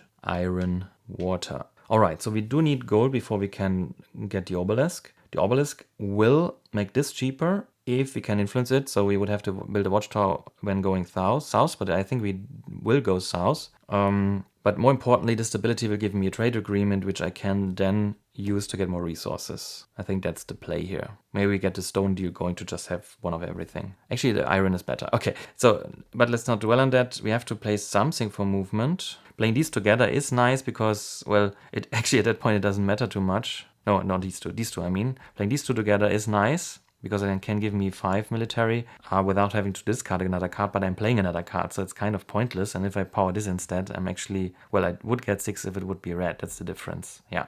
So I can use a card of another color. And if I play this for both, then I will not get the stone for strife, but I don't have strife in my hand, so this doesn't change anything, which pretty much means I have 10 military. I do need, if I don't want to pick up strife, 8 for this. So 6 for defense, 2 for the attack. That's only 2 military left, but I can pick up 2 here. That's another 4. Really depends on what this is. But it would mean that I need all this. This I want to keep, so pretty much I have to toss this, yeah. But I do think I have a lot of these nice technology cards. Or did I already see them? Yeah, there's another one for 7. Maybe there's one more. Yeah, I shouldn't be so fixated on this trade deal, so I fear I have to play this for movement to just have the chance to defeat this. We have no idea what it is, but I feel like many of these higher level enemies are also already out. But then again, many of the lower are also just 1 hour. So I think it's a coin toss. We will see. So let's play this for movement. That's 2 still, because the capacity is still 2. We don't have a movement card currently. And then enter the space of this enemy and reveal this one first. This locks it in. And it's another 7-2. It's actually the same enemy. That's not good. So the least amount of fame I need is 12, 2 times 6, and I would get 4 strife cards. Is that insane? Well, I would get 10 gold. And that's 10 gold. So, we can pick up this at least. It can get rid of strife cards from hand or the discard pile. And we do have exactly 12. 10 with this, 2 with this. And I do have a movement left to make it work. You know what, screw it. I want to try that out. That's far too nice. It's far too interesting. We could play that slower. Maybe slower is the play here. What would slower actually mean? So we could produce 5 and 2, that's 7. Again, we need 6 to defeat them, so we would get 1 strife card. And we could see what happens with the rest here after we draw. Yeah, we do have a lot of turns left. Maybe let's not overdo it. But the movement will not be lost, because I can still use the last movement point after battle to move into position, but I don't have to fight it right away. I think that's the more sane approach here. So 1 iron for 5. I don't have a strife card in hand, so that's meaningless. So it's 7. 6 defeats it. 1 for the attack. I could play any of these cards to not get the strife card. But it sounds like a combination I do want to hold on to, because I do need a lot of military to also build. I'm currently conquering and building military buildings, and it's a bad combination if you don't have that many military cards. So tossing any of these, no. I'm picking up a strife for the damage here. Let's try a game where I put a lot of loans and strifes in my deck and see if this works out after all. And this defeats it. And I do get 2 glory this time, at least counteracting the minus glory points I'm accumulating like a little bit. And 3 plus 2 is 5 gold, so I'm at 6. And I will use my last movement point, because this is not a resting place, to move here. I still have time in the round to get the best of this. These two are played, and actually I can play that right away for the strife I just picked up. So I'm definitely paying 1 gold for this. So I will get that next turn. The astronomy would be nice. Should I pick that up for 2? This will already go down to 2 gold. If I don't buy the astronomy now, the astronomy will not be cheaper. But there's a culture card coming up that might be good to pick up for all these strifes I'm planning to get. No, let's leave it like that. Maybe it's too slow, maybe not. I'm at my... Oh, actually, it's my 4th turn. Well, I have 2 turns left then. 2 turns left. Let's see. I would draw 3 now if I leave it at that. I'm then in turn 5, and I'm only drawing up once. So if I'm buying nothing, that's exactly these cards. If I play everything. Do I have to play faster? Well, I can't if I want to battle. It's just 5 gold. That's just so good. Maybe picking up the hot oil is the play. That costs 3, but I just picked up a card to get rid of the strife, and it's 9 military, and I need a lot of military, as I said. But I'm just drawing once. Do I pay back the loan? That's something that I have to discuss. It's 3 gold, brings me down to 2. What about the obelisk, actually? This only gives me 5. That could build the watchtower. That would increase my hand limit. I think that's the play. Didn't consider that. So we buy for 3 gold. That brings me down to 2. The watchtower. I'm using a stone to power this. Discard any number of red cards. For red, I'm getting military, so 5 military. And that's exactly what I need for the watchtower. So I can play that right away. And I do want to put that on the lower side here. The immediate bonuses would be iron versus food. And I think I want iron because this also doubles as stone. Let's put that here. I think I'm not visiting that anyway in this game. It's not that good. At least this is not that good. The production is nothing to write home about. In the trade, yeah. Well, I won't get any more gold from conquest, but I do get gold from taxing with this population play. All right, let's put it there. The placement bonus gave me iron, 2 iron then. Then I get 3 glory points for the watchtower itself. And I do get 2 power, which brings up my hand limit to 7. And at that point, I already have 2 tracks at 4. So if I get wisdom to 4, I'm done with this. Or if I get 1 more power, 1 more population, that's also fine. And I'm planning on using the obelisk to also get the stability. That would max out the power bar, so 1 population would then do. And I have a full round to do that. And stone, I'm really not that, well, concerned about because of the Domus iron thing, and I do have to... Well, this will expire at the end of the round, but I really have to clear that to clear up the other iron deal space, because the other 2 irons are actually both still contested. Yeah, but this play makes me quite feel good, because I now have a larger hand limit. So let's see. I would draw 6 cards now. 1, 2, 3, 4, 5, 6. There's only 3 left. So we can really make the most of the last turns. If I'm buying cards, that won't be a problem. Even if I'm not playing everything, that won't be a problem. All right, so this means I'm again holding on to the loan. I'm not sure if this is good, but I don't think I'm running into problems now with the cards. Because I played everything and increased my hand limit, that really solves the problem. Do I buy anything more? I don't think so. So, end of turn. I'm not resting. I did not spend influence. I'm replenishing. Banking is also a gold production card where you can turn industry into gold once per turn, 2 industry into 1 gold. It stays in your projects area again, like the Imperator. And at the end of the round, you just have to discard. You don't even have to pay it back. And you can return loans from your hand or discard pile again at a cost of 1. So you can pay them back much cheaper and from the discard pile. That's a good card. Wow, okay. It's also a good example to point out that these kind of cards really change the way you can play the game with such a huge deck of, I think, all individual cards. In every game it will be different. And that you can use industry to cycle is really a large difference to Mage Knight, where you, well, only at the end of round you can get rid of cards, otherwise other players may take them, but in solo it's really just you and the dummy, but you're really limited to what you get, and you have to work with that. But here you can, if you get some fair amount of industry, you can really cycle through this and influence this. It's inherently inefficient. I mean, you'd rather be lucky and just get the cards you want, obviously, but it's nice that there's a game mechanic that can make you, like, it makes the games probably a little more consistent, because you do have an in-game way to get to the cards that you need, or that you desperately need for getting your edicts done, for example. And these from the discard pile abilities are really important. Before I refresh this, I'm actually realizing that I have 5 developments now. Actually, I'm having 6, so maybe I already missed that. But I do think I want to reveal one of the level 2 developments now. And we do get a temple That's like one of the really good ones, and it's a technology one. So that's something that we, well, actually in this round maybe not, but we would be very prepared to play this, and it gives us wisdom, so that would work on this track, and stability, and you can influence adjacent developments, but you have to influence it first, of course. But it's a way without much movement to continue like an engine to spend it and re-influence them without going there. And using the boosted action of a red card again in a turn by spending the influence and paying a water, that's insane. But this was the replenishment, so we draw up to 7 cards now. The Show of Mercy we just bought, and the Strife in hand. Show of Force finally, some military. Legionary, also military, that's really good. Then the Fur Trader, that's actually good because we can use this culture for this Strife and this card to get rid of one from the discard pile. But it's trashing, we have to keep that in mind. Let's maybe make some space here by grouping the cards. So there's the 7th one. It's a Physician, so more culture. That might actually come out as a really good hand, because this is the card that scales of other red cards. So this gives us a lot of military. So 5, 4, and 2. That's 11. And we do need 6 to 8, depending on how many Strife cards we want to pick up. It's really 8, I would say. That actually leaves us with not enough military to build the obelisk. But let's not get ahead of ourselves, so advance the turn track. So we are in turn 5 now. Again, no active agreements. Actually, do I have to pay for this? Does this count as an active project? I hope not. This would so defeat the purpose, because it would leech you gold, and at the end of round as well. I hope it's in the project area, but it's not counting as an active project. I keep on playing it like this, but I have to look that up. I hope not. But I think it's development projects that is meant here.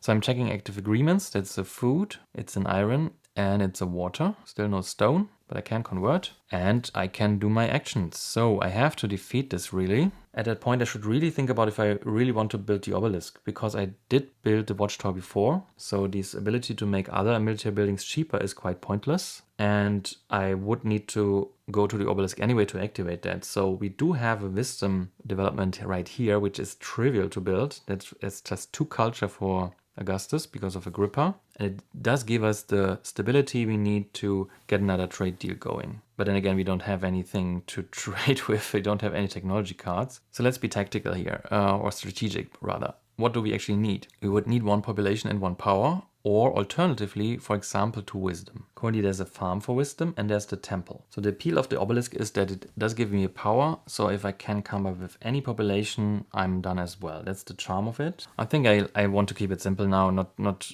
do too much strategy in the 3rd game. The easy way to play this is just to play this for 2 without powering this, and then pay an iron to pay this for 5. That's 7, but I do get +2 because I have already played another red card. And that's the 9 I need to just defeat this. 8 would have been enough, but 11 is just too much and I can't do anything else with the military. Because I'm not building the obelisk, I can't. That's too much. And not defeating this is frankly quite stupid, because I have to go on.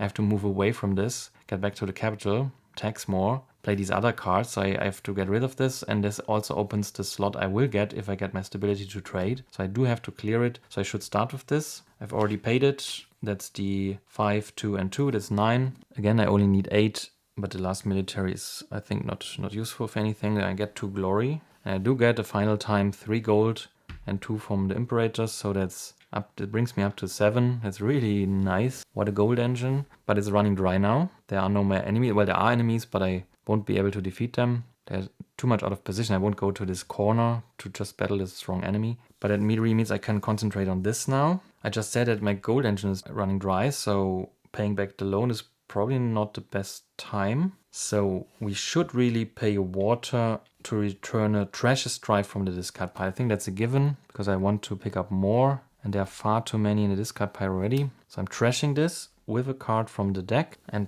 placing that here. Now I want to get rid of this as well. This is an ore, so I don't get any culture from this. Powering this would just do it, but this also gives technology. But unless, well, technology doesn't do anything for me. Yeah, let's keep it simple. Pay water. I have too much water anyway. I'm getting 4 culture. This is enough to return this to the pile. So this goes here. So let's see, how many cards do I have left? It's just 3. So I could buy up to 2 cards and still draw them for the last turn. So since my gold engine is running dry, I really want this. So I'm paying 2 for the astronomy. Well, it will just pay for itself basically the first time I use it. Is this efficient? Maybe for the third round. Yeah, I'm not getting that here. I'm getting that to this. This is actually military. So I can just buy the obelisk after all if I use this. Yeah, that's just far too good. So just pay 1 gold, pick that up as well. That's 2 cards. I will draw them all, so let's end the turn. Unfortunately, no resting bonus. I'm not using my influence at all. I replenish the market. That's a nice card, at least for Augustus. Technology for trade deals and military for the conquest. That's just a very flexible combination. I did like the banking, so maybe I should pick that up. But yeah, let's not get ahead of ourselves. We replenished. We draw a new hand. So 5 more cards because we have a hand limit of 7. There are 5 cards in the discard in the draw pile. So there's the Mancio, the astronomy, so the 2 cards we just bought, the pottery, an engineer, that's nice. That really helps with building, and the senator. Alright, so we advanced the turn counter. We are hitting the space from round 1. So after next turn we will definitely be done, but we also exhausted our draw pile. So these are the 2 conditions that end the round, but we get a final turn. No active projects, so we reap our rewards from trading. That's another iron from here. It's another food from there, and it's another water from here. Alright, final turn of the second round. I think we should just buy the obelisk. That would cost us 3 gold to pick that up. And we need 6 military because of Agrippa, which is exactly this card here. So we do need stone first. But still, since we still have the on-influence study of the Domus, we can pay an iron for 2 stone and then pay a stone to get 6 military. I'm placing that here because it says 1 card played face down this turn provides 2 instead of 1. That might be useful. But that builds the obelisk, and I want to build it on the southern border, of course, which gives me an on-develop bonus of 2 food. So I'm at 7 food now. I do get 3 glory, and I do get a stability, which gives me my 4th trade deal. Let's put it here. And it gives me a power, so my hand limit is now at 8, and I've maxed out my first track. We need gold, so we need to get back to the capital. This again doesn't do much for us. Cycling doesn't do anything. Engineering, we would have other ways to get that. And other cards played face down provide 2. Well, we have 1 effect already ongoing. So yeah, I'm using this for movement. I still have movement 2, so there's no need to mark that because I do want to get back to the capital. And I'm influencing it. And I think I do tax. That's just too nice. It's another strife, but with a population of 4, that bumps me up to 5 gold. So we could even think about building something else. The fountain would just allow me to convert all the water into stone. That's another way to build a Roman wall. And the southern border is already almost finished. But I should think about just repaying this, because buying a building would be at least 3, maybe 4 gold. The temple, I think, is out of reach. Did I just buy the obelisk without using the astronomy? I think I did. So I could have just played this in your projects area. When you build a development, you may pay 1 resource of the color of the correspondence to its build cost. So that's military, it's red. To gain 2 gold if you do discard. So it's just discarding an iron. So this card really, I think there was no information revealed. We would have played that, of course, before playing the obelisk to just cash in on this. So that gives us another 2 gold. Because this really has to pay for itself, otherwise picking it up would be quite pointless. Maybe I'm playing a bit too fast, but I don't want to, overthink things in the third game. And I think I'm already thinking a lot. So this was not helpful for building the obelisk because we had the military anyway. And do we build something else now? This can be up to 4. Resources I have enough, food I have enough, so just paying 2 food will give me 4 of anything I need to build, and I would have engineering or culture. So there is a culture building, but it's trivial to build. And there is an engineering building which is a bridge, but it gives us capacity, which does not increase my movement right away. So I'm not sure it's worth it. There would be another farm that we could place adjacent to a farm. But is it worth it to pay 4 gold to play 1 farm? I think seeing this much gold, I'd rather pay 3 now to get rid of the loan. And we should think about influencing stuff. So we should move a little. This would give us 2 movement again. And I'm spending them right away just to visit the watchtower and influence this. I spend it right away to pay 1 iron and 1 water to make a trade. That's the trade ability. I've already flipped the influence to pick up gold. But I'm going back to the capital. Strife cards are really just, in quotes, 2 glory points if you have them in the deck at the end of the game. So with this kind of population, we can just tax, and that's really just our gold source, I think. This does mean we can just stay there. And I just explained that we can get a lot of gold. So probably we should just build something to use these cards. And to win, we need either one population or 2 more wisdom. The other tracks I'm far too much behind. So actually the farm is maybe something that I want to pick up. That would cost me 4 and then need 5 technology. That would be 1. And paying a food to activate this and then pay any resource, so another food, will give me 4 more. That's 5. I need 5 because of Agrippa. I'm placing the farm. I'm replacing this because it's running out anyway. It's adjacent to another farm. It does give me a glory. And more importantly, it does give me a wisdom. And it did now get the second trade slot back. Actually, a card that I'm playing face down even gives 2. This is why this is lying here to remind me. So it does work out. The problem really is that all deals are now ending, but I can start another iron deal, and with the 2-to-1 conversion or 1-to-2 conversion, here I'm not that worried, but I really have to get that going. I need 17 stone. Maybe I was neglecting this, but I think the third round will take care of this. All right, that's the end of the last turn of the second round. I would get a resting bonus, and I do get my influence back, so I can start with 2, and I think I will tax right away. And the rest is not relevant as usual, so we do shuffle, but again, we should have an idea what's in here, especially how much loans and strife. So that's 1-1. There's another loan, another strife, so that's 2-2, and another loan. We did not pick up banking, I just realized. That's too bad. But then again, I hope it's not a big deal. So we do need 28 glory at the end of the game, and whatever we have left in here can really bring us down again, but we have a full round to really maybe build some of these more expensive buildings now and to get this going. Yeah, so we are not done, really. We are really not done, but I hope with the last round this will be manageable. I think I've put a lot into place already, so yeah, let's see how it goes. We shuffle this. And as usual, I want to give it a really good shuffle because this is one of the most important parts of games like these, the order in which the cards appear. So I do always give it a final cut somewhere, and then we have our draw pile. And I'm not sure if we could draw now, but let's just go through these one. So we advanced the round, and finally we could have development 2s, but we already could because we developed so many, and we reset that. And in the short game, the last round, we'll have up to 7 turns now, and we should use them. Then we cycle all of these, and we cycle the developments. And since I do not really need cheap developments, because I have already placed so many, and they all cost a lot of money to buy, I think I should really concentrate on more expensive ones. So this is, and I also need ones that really give a lot of glory, and I've picked up a lot of advanced attribute cards. I think I'm going for level 2s here. So there's a Colosseum for 12 glory that gives me 2 stability and a capacity, but it costs 19 culture, which I did not pick up cards for. There's a simpler one for 6, it's a forum, and it costs industry. There's another culture building, so now I'm starting to get worried a bit. And another culture building, and finally technology building. Maybe I can pick that up with the special Augustus card, just for 2 gold. It is a temple, but it's also the last wisdom I need to fulfill this. This card is really taken care of, but the full edict is what we have to concentrate on. Yeah, let's see. There's also interesting advanced attributes. Well, the military ones actually are not that interesting, but these one are, because you can return loans for a cost of 2 from the discard pile again, or you can take a loan for 5 gold. And I think a loan is not the worth to have again in discard by the end of the game. If I get 5 gold for this, I think I'm fine with this. With the 5 gold, you should really be able to compensate the glory points more than, you should get more than 3 for 5 gold. And the art really is also a way to get gold, so interesting stuff. Unfortunately, we do now end all the agreements, so we did not manage to set up new ones. And we do not get it back until we develop over them. And I'm sure we do this, at least not here. Maybe I do go here in battle. Actually, we should have paid the Imperator at the end of the round. I missed that. And I paid 1 gold. Otherwise, I would get a strife. So this has to be shuffled in. So I have to shuffle again. Fortunately, I did not draw yet. But we will get the card back. And it also has an advanced ability that's quite interesting, which is much more useful now for the third and last round. All right, so we dealt with the agreements. So in the active projects phase, we don't have to pay anything, but we also do not get any more resources. So we are running dry. I think the first thing we should do is get this deal. And then with the Domus ability, that's really a better part of the stone we need for the wall. That was the whole plan. All right, so 8 cards by now. So a loan, a battering ram, 10th ladder, that's really nice, that's our deal.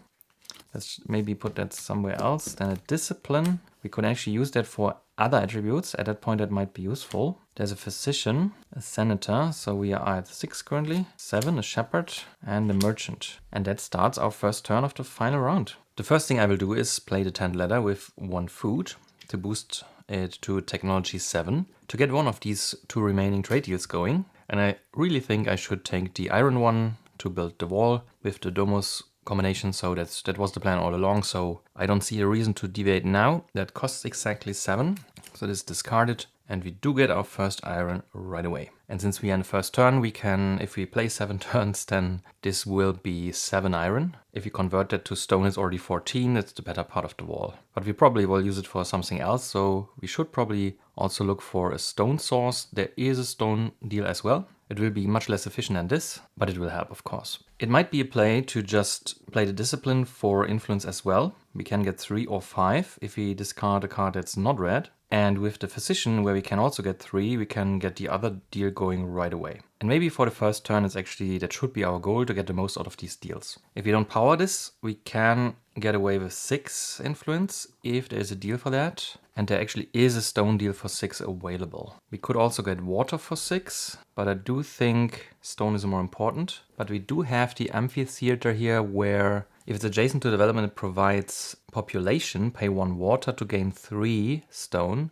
up to twice per turn. So there's another conversion from water to stone this time, which is limited to twice per turn, but I think that's enough. That's even 1 to 3. And then a water deal might be better. Can we place this adjacent to? Well, we can. So there are the 2 population buildings that we have. So there is some room for this. It would cost us 12 culture. That might be hard to come up with, since we never picked the culture cards. The bathhouse is an enormous amount of culture. If it's twice your water, and I'm picking up the water deal, maybe that's a play here. I think I want to try it. So we already spent the water here to get 3 influence. Then we are playing this, discard another card, which must not be red then, to get another 3 influence. So we have to toss any of these here. That's a movement card. I think I'd rather keep that for now. We also might think about paying some or playing some industry to cycle, to get rid of the things that we most likely are not building, to bring down the cost. And that's actually for both columns here. So this cycles any card. I think I want to play that for cycling.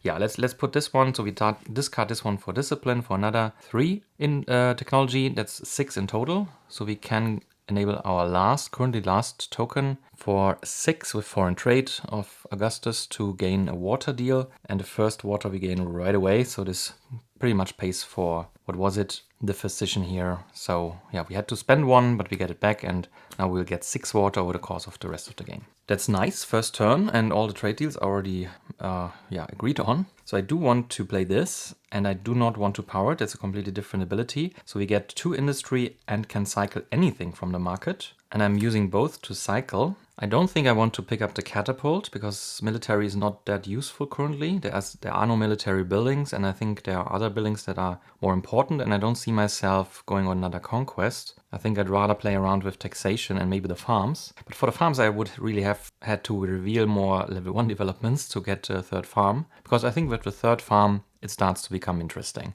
Yeah, so I think I'm cycling the catapult for the 2 industry, and we can cycle something that's even more expensive. So from the first line, the Colosseum is nice, but I don't think I will build it for 19 culture. So I think I will get rid of it, and it's the most expensive thing to get rid of. So yeah, we're cycling this. Now we should really start our influence game. So we do have 2 here already on the domus and the farm. The domus one is really important to keep this conversion online. The one on the farm currently is not that important because we only have 2. So I definitely want to influence the capital. And looking through the rest of the developments I placed, I think the obelisk is the most important one here. This is part of this infinite combo if it wasn't limited to once per turn. But once I have influence on it, so the commemorate ability allows me once per turn to pay 1 stone to gain 2 iron, which I can then convert to 4 stone.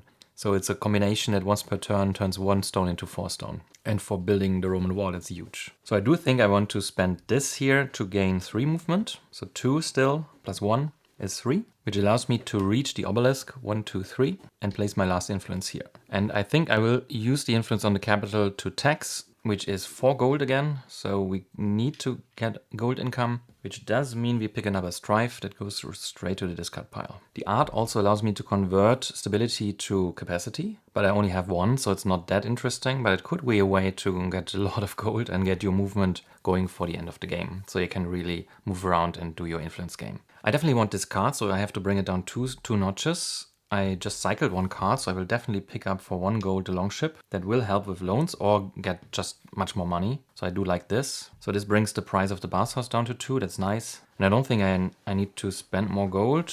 The battering ram is probably not that interesting. And unless I'm having a strife in hand, there's no use in playing that. Again, I don't have any huge military buildings lying there currently, and I don't plan to fight. So I do think I will use this for movement to get into position again. And I think I want to go back to the capital to tax again, because this is just my gold engine that I decided on. But before we go on, maybe let's use our combination here so we can commemorate once per turn, pay 1 stone to gain 2 iron, or 1 adjacent development that produces 1 extra water. So we could produce 2 water with the aqueduct, but I think that's far less interesting. And we can now convert with the domus, pay 1 iron to gain 2 stone. With the study, it's also while influenced. So we do that twice and we get 4 stone. And I think do I want to do this, or am I too hasty? Let's do it. So we pay 3 stone to at least get the first step of the wall done. So we only need 14 stone to do this. Alright, but I think that's it for the turn. But I did want to move, I think, to use this card for something useful and draw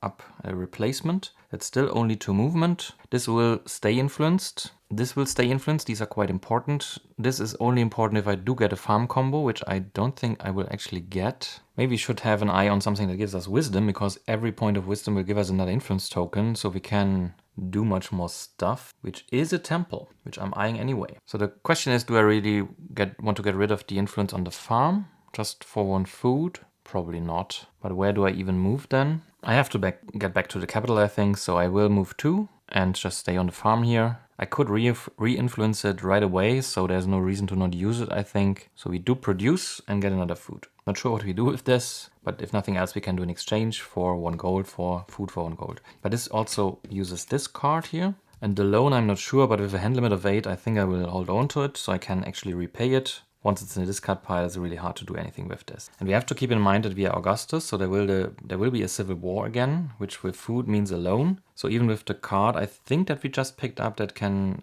get rid of loan of the discard pile. If we get another loan, it will be in the discard pile, so let's keep that in hand. Alright, so there's no resting bonus. We do get our influence back. We replenish the market, so the art will now cost only 1. Replacement advanced attribute cards are Musician, that readies influence on developments that give stability, something like the obelisk, for example. And yet another technology card that's probably at that point in the game not that interesting. For developments, I think I will stick with level 2s now, because they will be expensive anyway to buy. And I don't see me up picking a farm for 5 gold, so let's just stick with level 2s. And there's another amphitheater, so there's actually no difference here. Sometimes cards are named similarly or actually equivalent, and they do have slightly different effects, but sometimes developments are just like there's more than one copy in the deck. Alright, so that's the replenishment. So we are drawing, and I have a hand limit of 8. There's a loan in my hand, so 7 cards.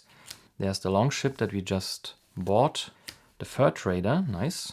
There's the positive card from Augustus, so we can pick up whatever we like. That's huge. Engineer, nice for building. There's a strife card, okay. So if we do have culture, like with the fur trader, we can get rid of it. There's another loan. Let's put that here. And a chariot, so a movement card. We do advance the turn cube, so we are in the 2nd turn now. And since we do not have active projects, we just get our trade deal income, and that's a water and an iron. And we are in our main action phase. So let's do the once per turn thing here, which means that we can pay 1 stone again for 2 iron, and we still can convert in the ratio of 1 to 2 to stone whenever we like. So do we do that? Let's do it at least twice. So 2 down, 4 up to clearly see that we are not lacking stone. All right, so the plan was to get to wisdom, which is the temple. The rest is stability. Although stability will also give us yet another deal, or the chance for a deal, and we do have some technology cards. So can we actually build a temple right away? That would be nice. It gives us 1 stability and a wisdom, which would give us an influence. And if we get another stability, we will have a next trade deal. We do have a card where we can actually get to the temple quite easily. It would normally cost 4, but if we power this, it only costs us 2, and we can use the industry to cycle cards. But can we build it right away? So it's 10 technology. That's 5, and it's not an ore ability, so we can just combine that. That's another 4, it's already 9. Engineer could also be useful. Glory point wise, the Pantheon is actually quite an interesting development, but it's 16 culture. So Engineer would be 4. We do have 6 here, that's already 10. So it's not completely out of our reach, and with a bathhouse we can do it. Since it's just like twice the points from a temple. But how do we fulfill the Virtuous Emperor? There's no population currently out there, so we can't max out another unless we get 2 wisdom. But with these buildings we could probably max out the stability as well. And the Pantheon would actually bring us to 3. Yeah, but I think the temple is just too useful. But maybe we are rushing it because we could use industry to cycle a bit. These 6 industry could cycle these 2 cards here. And we should really pay off this drive. And this is our only culture card. If we power this, we really would like to remove one from hand for 2, or do we? We could just stop caring for this and hope that we get enough glory points, because that would mean that we actually get 5 gold instead of paying 2. But these are a lot of negative points, so we have 2 loans in hand already that are -6 already. But we do need gold, so if I keep taxing, I will pick up cards that are -2. And if I then use the 4 gold I get to pay this back, I will have net 1 gold and 1 less penalty point. So it's a net positive if I'm paying them back with the gold. Maybe we should think about just playing the Pantheon just to get the 10 points. And stability is nice, it gives us more resources due to the trade deal. Let's not be greedy here. So we pay a water to power this. This is 6 culture, 4 to place that back. We would have 2 left, but I fear this is not useful for anything. Maybe producing water with the aqueduct is really good in combination with the bathhouse. So I'm eyeing the chariot to play it for 3 movement, 2 + 1, which would mean I can go to the aqueduct and then back to the capital, influence the aqueduct, influence the capital. I cannot use this now because I already used the once per turn ability, because I want 2 water. But that's okay, I think. But I think I do want to use this here to tax again. So I'm getting 4 gold again for my population and picking up another strife. I will then pay 2 gold to pick up the bathhouse right now, so I will have a next turn.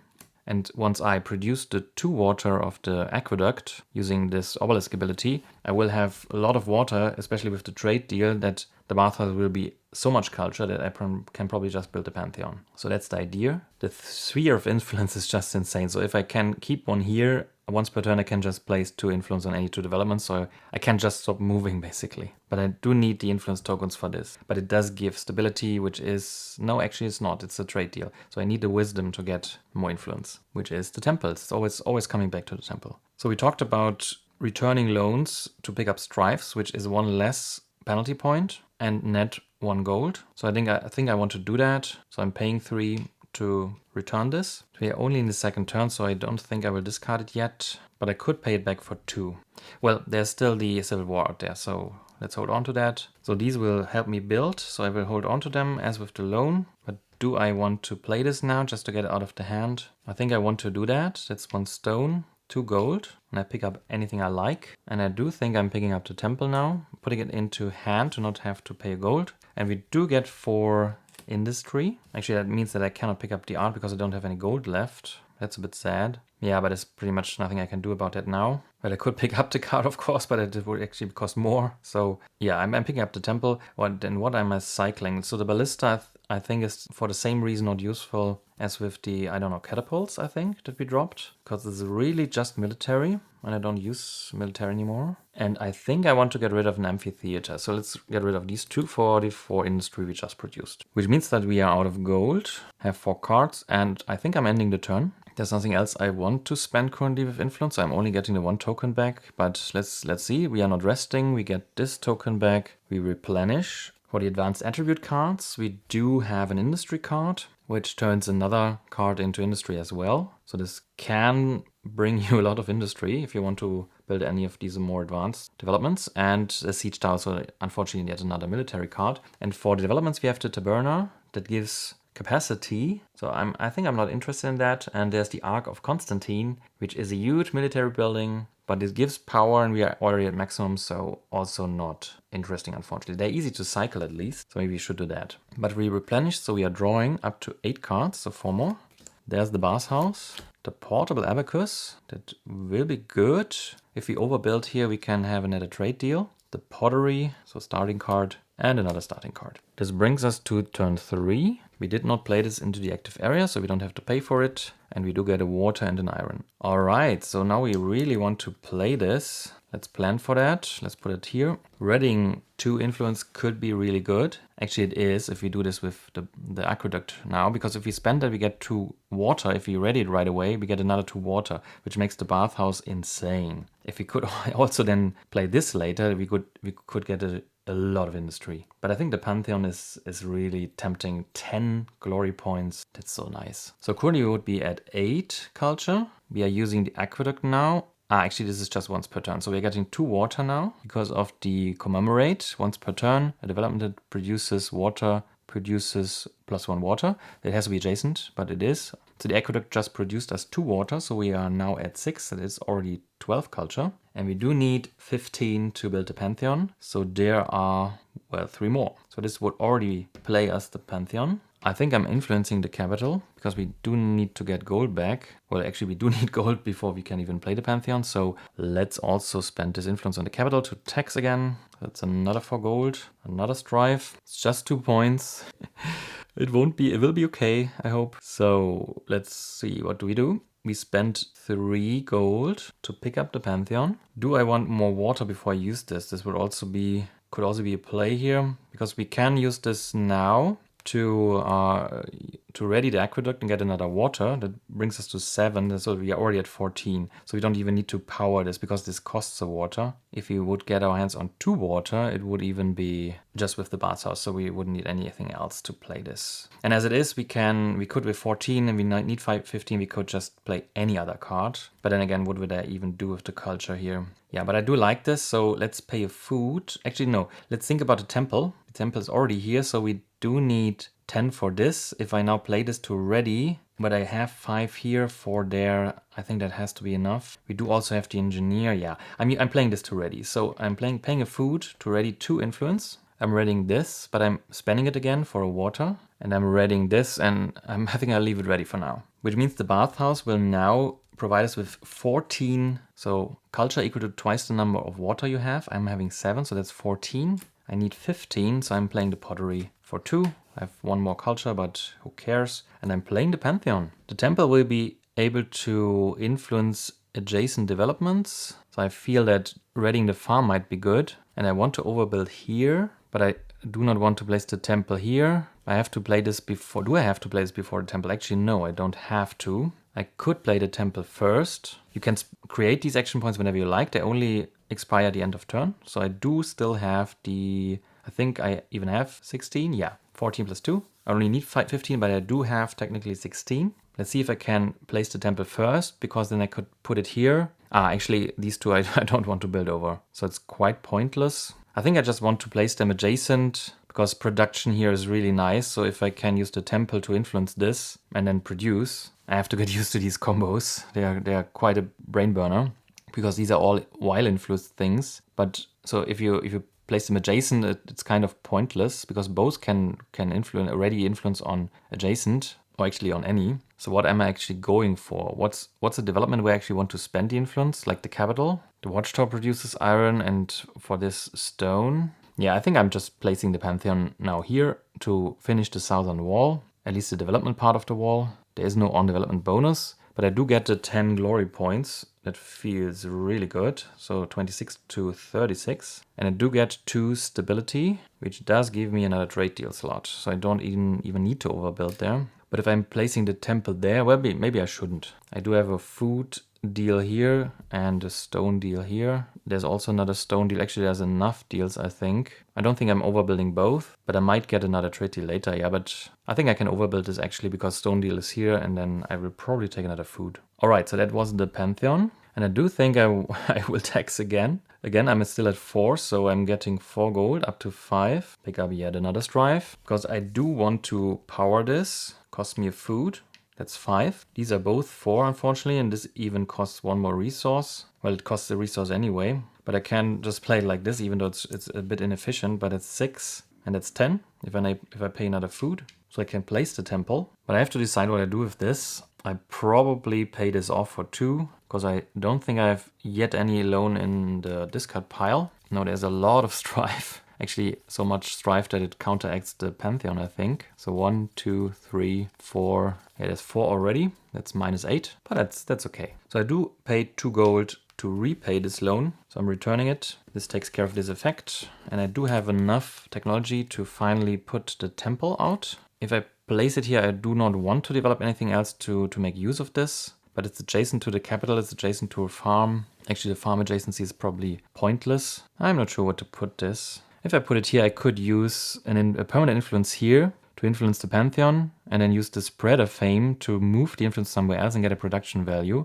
and then next turn do the same again without even being there. But the Pantheon, if I once, I think they don't interact that well. At least it's wasteful, because if I have a permanent influence here, then once per turn I can just place influence wherever I like. I think that's better. Let's just stick with the original plan. It might not be the best one, but let's place the temple here. We get our trade deal back. It's 5 glory points, so up to 41. And it's another stability and another wisdom, which does give us another influence token. And by now I have 4 tracks at 4 and 1 at maximum, so I'm overfilling this completely. I have no more cards in hand. This once per turn I already used. There's no hurry, I think, with building the wall, so with the conversion here I can do that whenever I like. But I do need to finally pick that up here, so I'm at least paying a gold to get the art. Readying an influence on a development that gives stability is like the temple, the Pantheon, so the really nice stuff is all stability. But I'm not picking that up for 2 gold now, so let's end the turn here. No resting action, I get my influences again back, so I'm at currently 3 open, that's nice. And should probably visit the Pantheon, place it there, and then just not worry about moving ever again, because I'm really not good at that. That's the only track I haven't advanced yet. I'm replenishing the market. Unfortunately, more military cards coming up and more military buildings coming up. So Castra, that's also producing a lot of iron and giving power. So yeah, it seems like the development 2s are sticking to their corresponding virtue lines. So the military always seems to give power. The industry always gives you capacity. The culture really gives you stability. The technology is a bit different. It gives stability, and well, maybe it's just the concrete cards I have, but it would be some interesting thing to pick up on, because that can really help you plan if you dive into the development 2s, especially if you dive into them early. If you know what to expect, that could really help. So we replenished, so we are drawing now. That's 8 cards, and since we played everything, we are drawing 8. So there's the art. Oh, and astronomy. So if we build something, we can get gold from this. There's the Civil War. And again, I'm not sure if I have to resolve that now or if I can finish drawing my hand. I think I will play it with finishing drawing the hand. Depends on if this is atomic, so to speak. If like draw new hand is draw the hand limit immediately. It probably is, because otherwise when you draw it would have far too huge of an effect. I don't have a red card. I would have to discard both of them. If I draw it first, I won't even have a card. So do I then discard nothing? So there's no penalty. I don't think that's the intended way, but I will clarify this. There's a loan, an orator, so starting card, show forces, starting card, Mercurialia, okay, it's also starting card, and the 8th one is in strife. Okay, so it seems like we can pay that back, I hope. Actually, where's our culture? Let's put these over here, because we really need space for our hand here. But now I definitely have to deal with the Civil War, but I do think at that point I'm not picking up another loan, and I'm discarding a red card instead, because I don't need the military. So I'm playing this, discarding this, and then it's taken care of. It's just a turn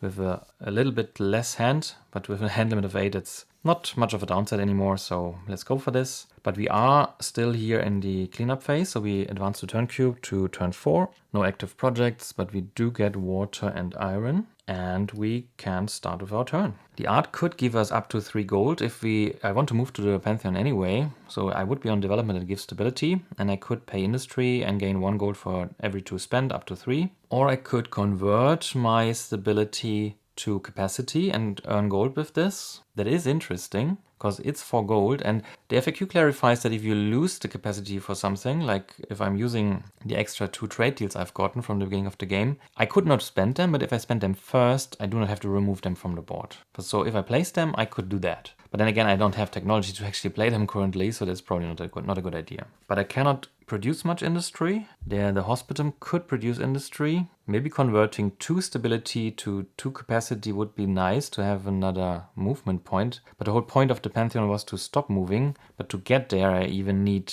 to play 2 cards currently. But if I convert more, I will just not be able to place them. Do I give up on trading? I think resources I actually have enough. Let's do the shenanigans first with the obelisk here, with the commemorate. Once per turn, 1 stone to 2 iron, but I convert them back right away using the study. So I'm just getting 4, so net 3. That's taking care of the once per turn here. I think I will then pay for, you can only do that once per turn to work on an edict, so there's this of the Roman wall. The last step is just 10. And I think at that point it's clear that we are winning, unless we are dropping below 28 glory points. But we are at 41, so I think with the stuff in the discard pile we should still be at 30 roughly, but it's a bit close for my taste. So let's use the last turns to get some glory points. And I guess besides winning, looking at your score, so to speak, is one way to measure how well you did. So maybe this is something to actually strive for. All right, but we are down to 2 stone and we need 10 to win. So we need to fill up this bar here. These 4 can be converted actually to 8, so that's already taken care of. So I think that's trivial. I hope I'm playing this right. This is his infinite ability. But it says once per turn or twice per turn on similar developments. Yeah, that do similar things. And the ratio is actually not that good compared to those. But it really makes a building or development like this really good for such an edict. But it's a hard thing to build actually. It's because you do need another adjacent development already. So you need to have that come up, build that first. Then it's an 8 industry, so it's not like one of the cheap ones of the level ones. There are things that only cost 3, for example. So 8 is not that cheap. And it just gives population, which is good if you want to tax, but the building alone doesn't actually do that much for taxing. So the taxing really went only off after getting the hospitum. Yeah, so maybe that's the reason why it's balanced like this. All right, we can't pay that off currently because we can only produce 2 culture. I don't see myself using this. I mean, for the powered part, because I would have to spend influence on developments that give wisdom, and this is the farms, for example. So I think I'd rather place this out here in my play area, so it's not clogging up my hand. And once I build something, I have enough resources to then cash in on 2 gold. So it does paid for itself last round, and now it's a net 2 gold. That's nice. I probably want to influence the capital again. I think I will tax. That's probably, yeah, let's do that. I think it's the 5th strife card in our discard pile then, so it's minus 10. But it's another 4 gold, so I'm up to 6. So I think I will just use this to move then. But what do we do with this? I think I will just use these to move. That's moving 2 spaces twice. So I'm using 1 movement to go to the temple and influence it, go to the farm and then to the Pantheon, influence this, because this was the plan that we can now influence whatever we like. So we already used this ability, so I'm spending that now to get an iron, because I can just re-influence it with the Pantheon, so we can now be much more aggressive with spending influence because we will get it back anyway. And if I leave the temple one, I can influence the capital all the time, so there's also no need to hold on to this. So I do think I will convert. How much do I convert? Maybe 3 into 6, so that brings this up to 8. And then I'm spending this to get another stone. I think that gives me the most out of it.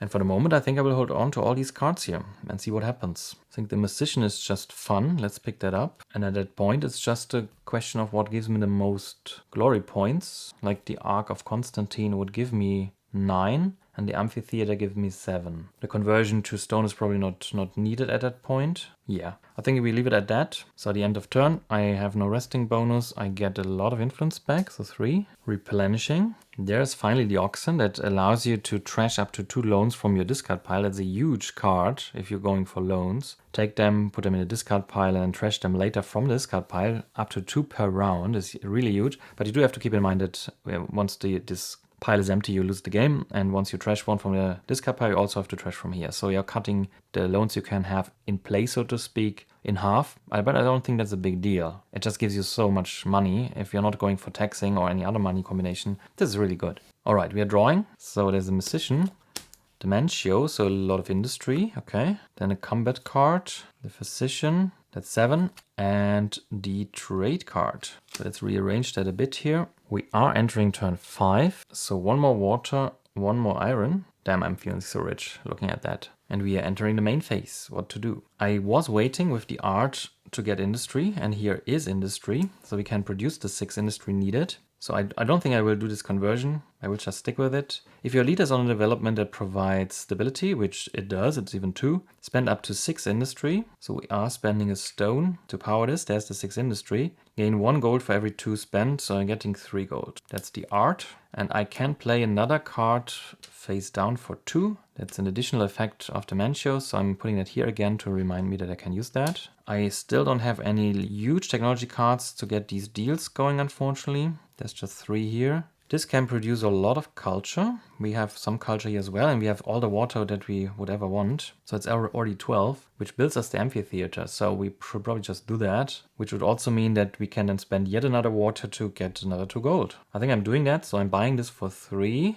again, because of the City of Marble. I need 11 culture, which means 2 water to power both. But I do have to spend an influence on a development that gives stability, so either the Pantheon or the Temple. Or let's see, once per turn, place 2 influence on any 2 developments. So I'm probably placing that, well, definitely the Obelisk. I could also spend it from there then. There's currently no other development that gives me stability, so I have to spend any of these. To be honest, I can probably spend the Pantheon if I'm not moving away. Anyway, I can re-influence it at any time. So the capital I can do with the Temple. Let's influence the Domus again, at least that was the plan. So I should probably use the once per turn then. So let's do that.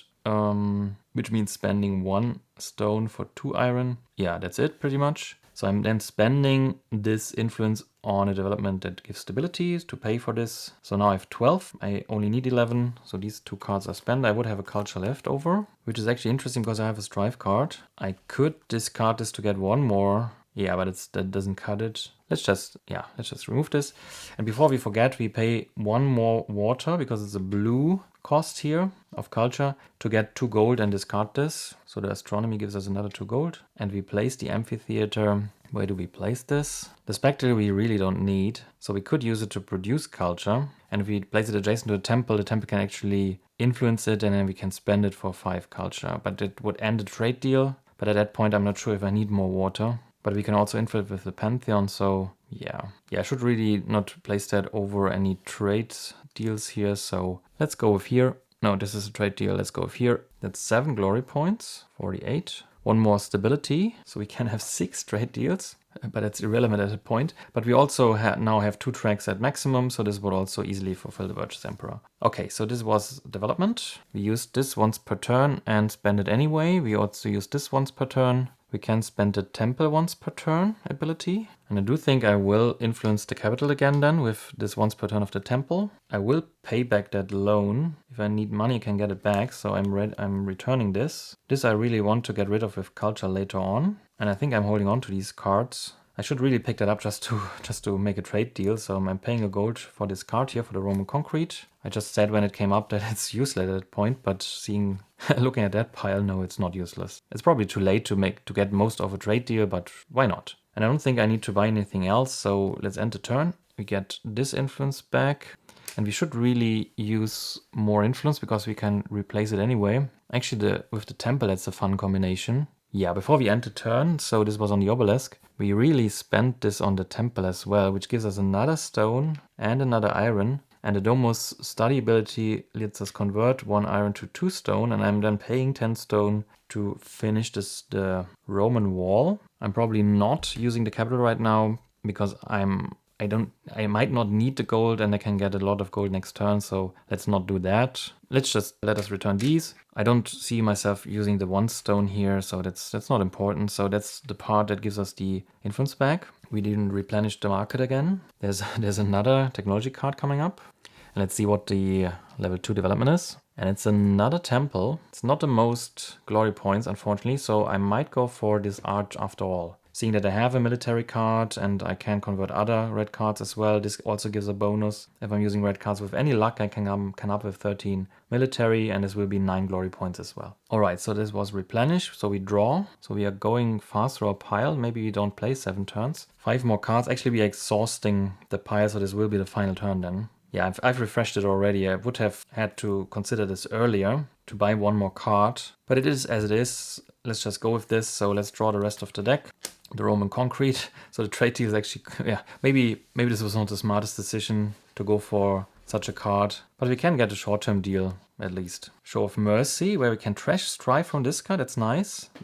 Finally the Imperator, but it's a bit late for that. But we do get another red card. That's nice. And another red. I think this will give us the Arch of Constantine. I do feel like we do not need him one more turn, so actually that's good. I mean, turns after this, because this seems to all click into place quite nicely. Most of these I will play for a final building. I can get rid of Strife, maybe can get rid of this, not sure how. Actually, that might be difficult. But let's advance the turn counter. So we are in turn 6 now. So it's just one turn short, actually. He could have 7 at most. I think it's fine. No active projects, but we do get a water and an iron again. And that's the final turn then. So I can use the Imperator to get 9 military or 2 gold. I'm preferring the gold actually, hoping that I can get enough military anyway. So I don't need that. The Ark of Constantine will cost 13. So that would be 5 plus 2 for each other red card. So that would be 9 in itself. That would be 11. And at that point I would even have far too much with 15. So is there any way to be more efficient? Not that there's a huge reason to be more efficient. I could also discard this Strife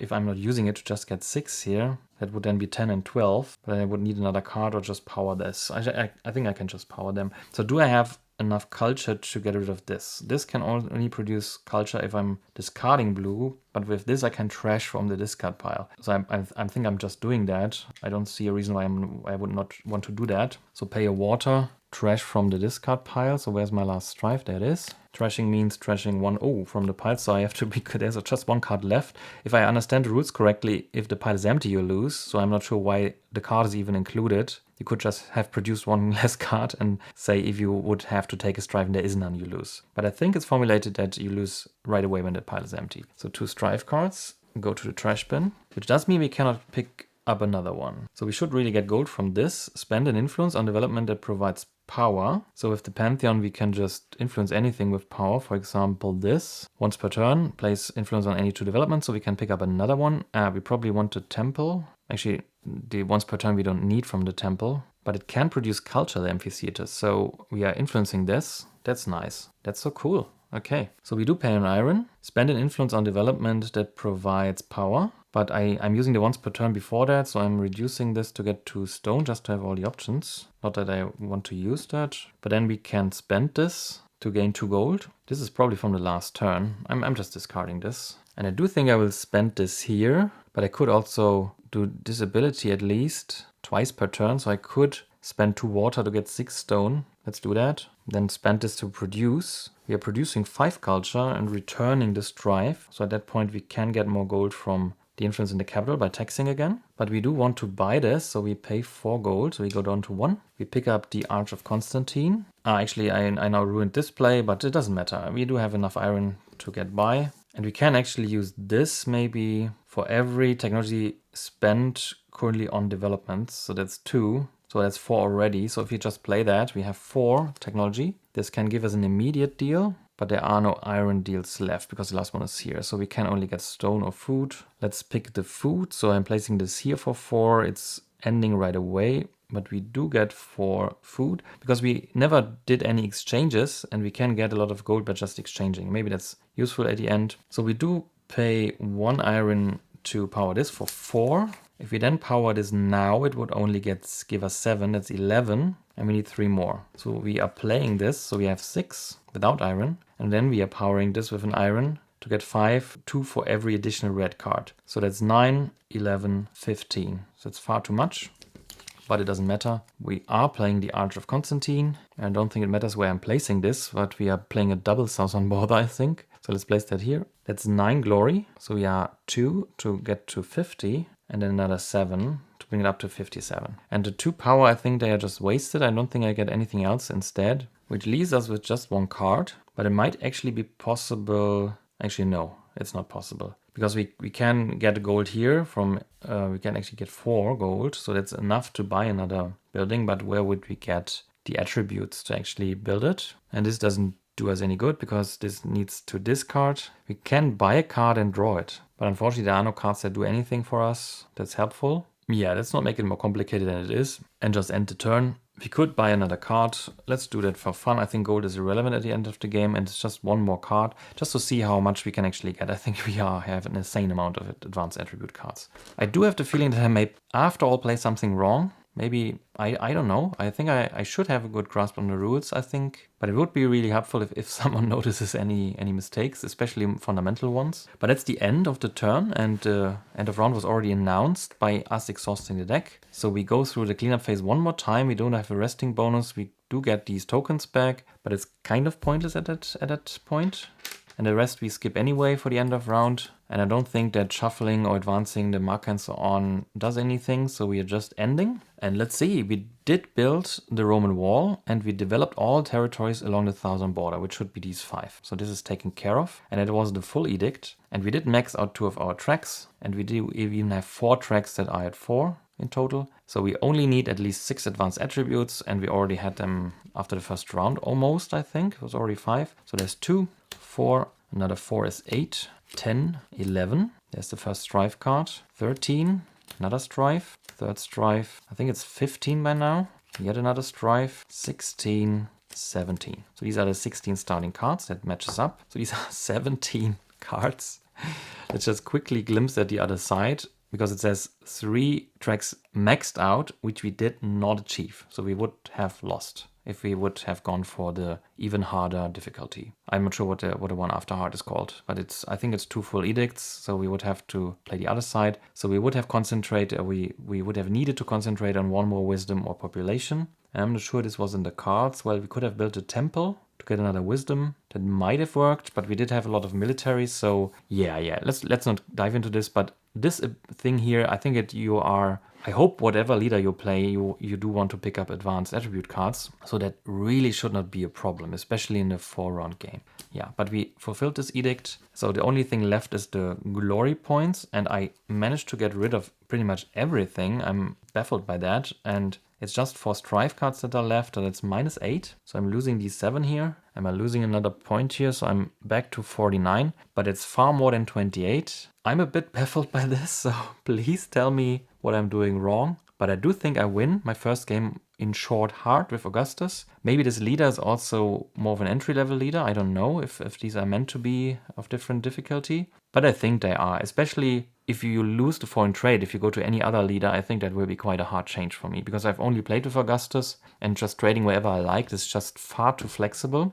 If this really depends on positioning and me moving, then I won't get by with a capacity of 0 and just picking the right deal with the right resource and the right costs. That's so nice. So once this is gone, this will be quite hard, I think. Also, battling with 1 less defense is good, because it does matter if it's just 1 more point or 1 less, because this is a lot of strife. This is a real downside, but once you get money going, if money is not your real problem, then this is not much of a downside. So I'm looking forward to the other leaders, but I'm also looking forward to playing a normal length game with 4 rounds, because I think that will be quite different. There might be a parallel here to MageNet again, that the short game is more like a Blizz game, where you have 2 days, 2 nights, so 4 rounds. And the full game is then, of course, 3 + 3, so 6 rounds. And it is a difference. One plays faster, but the other is like the real game. And I think with another round that can go up to 8 turns, where you can have much more fun with the level 2 developments, that should really change the game a lot. So I'm looking forward to playing this, but I'm also looking forward to playing a different leader. So we'll see what combination I pick next. I hope this game holds up. Please correct me if I'm wrong. And besides that, see you in the next game.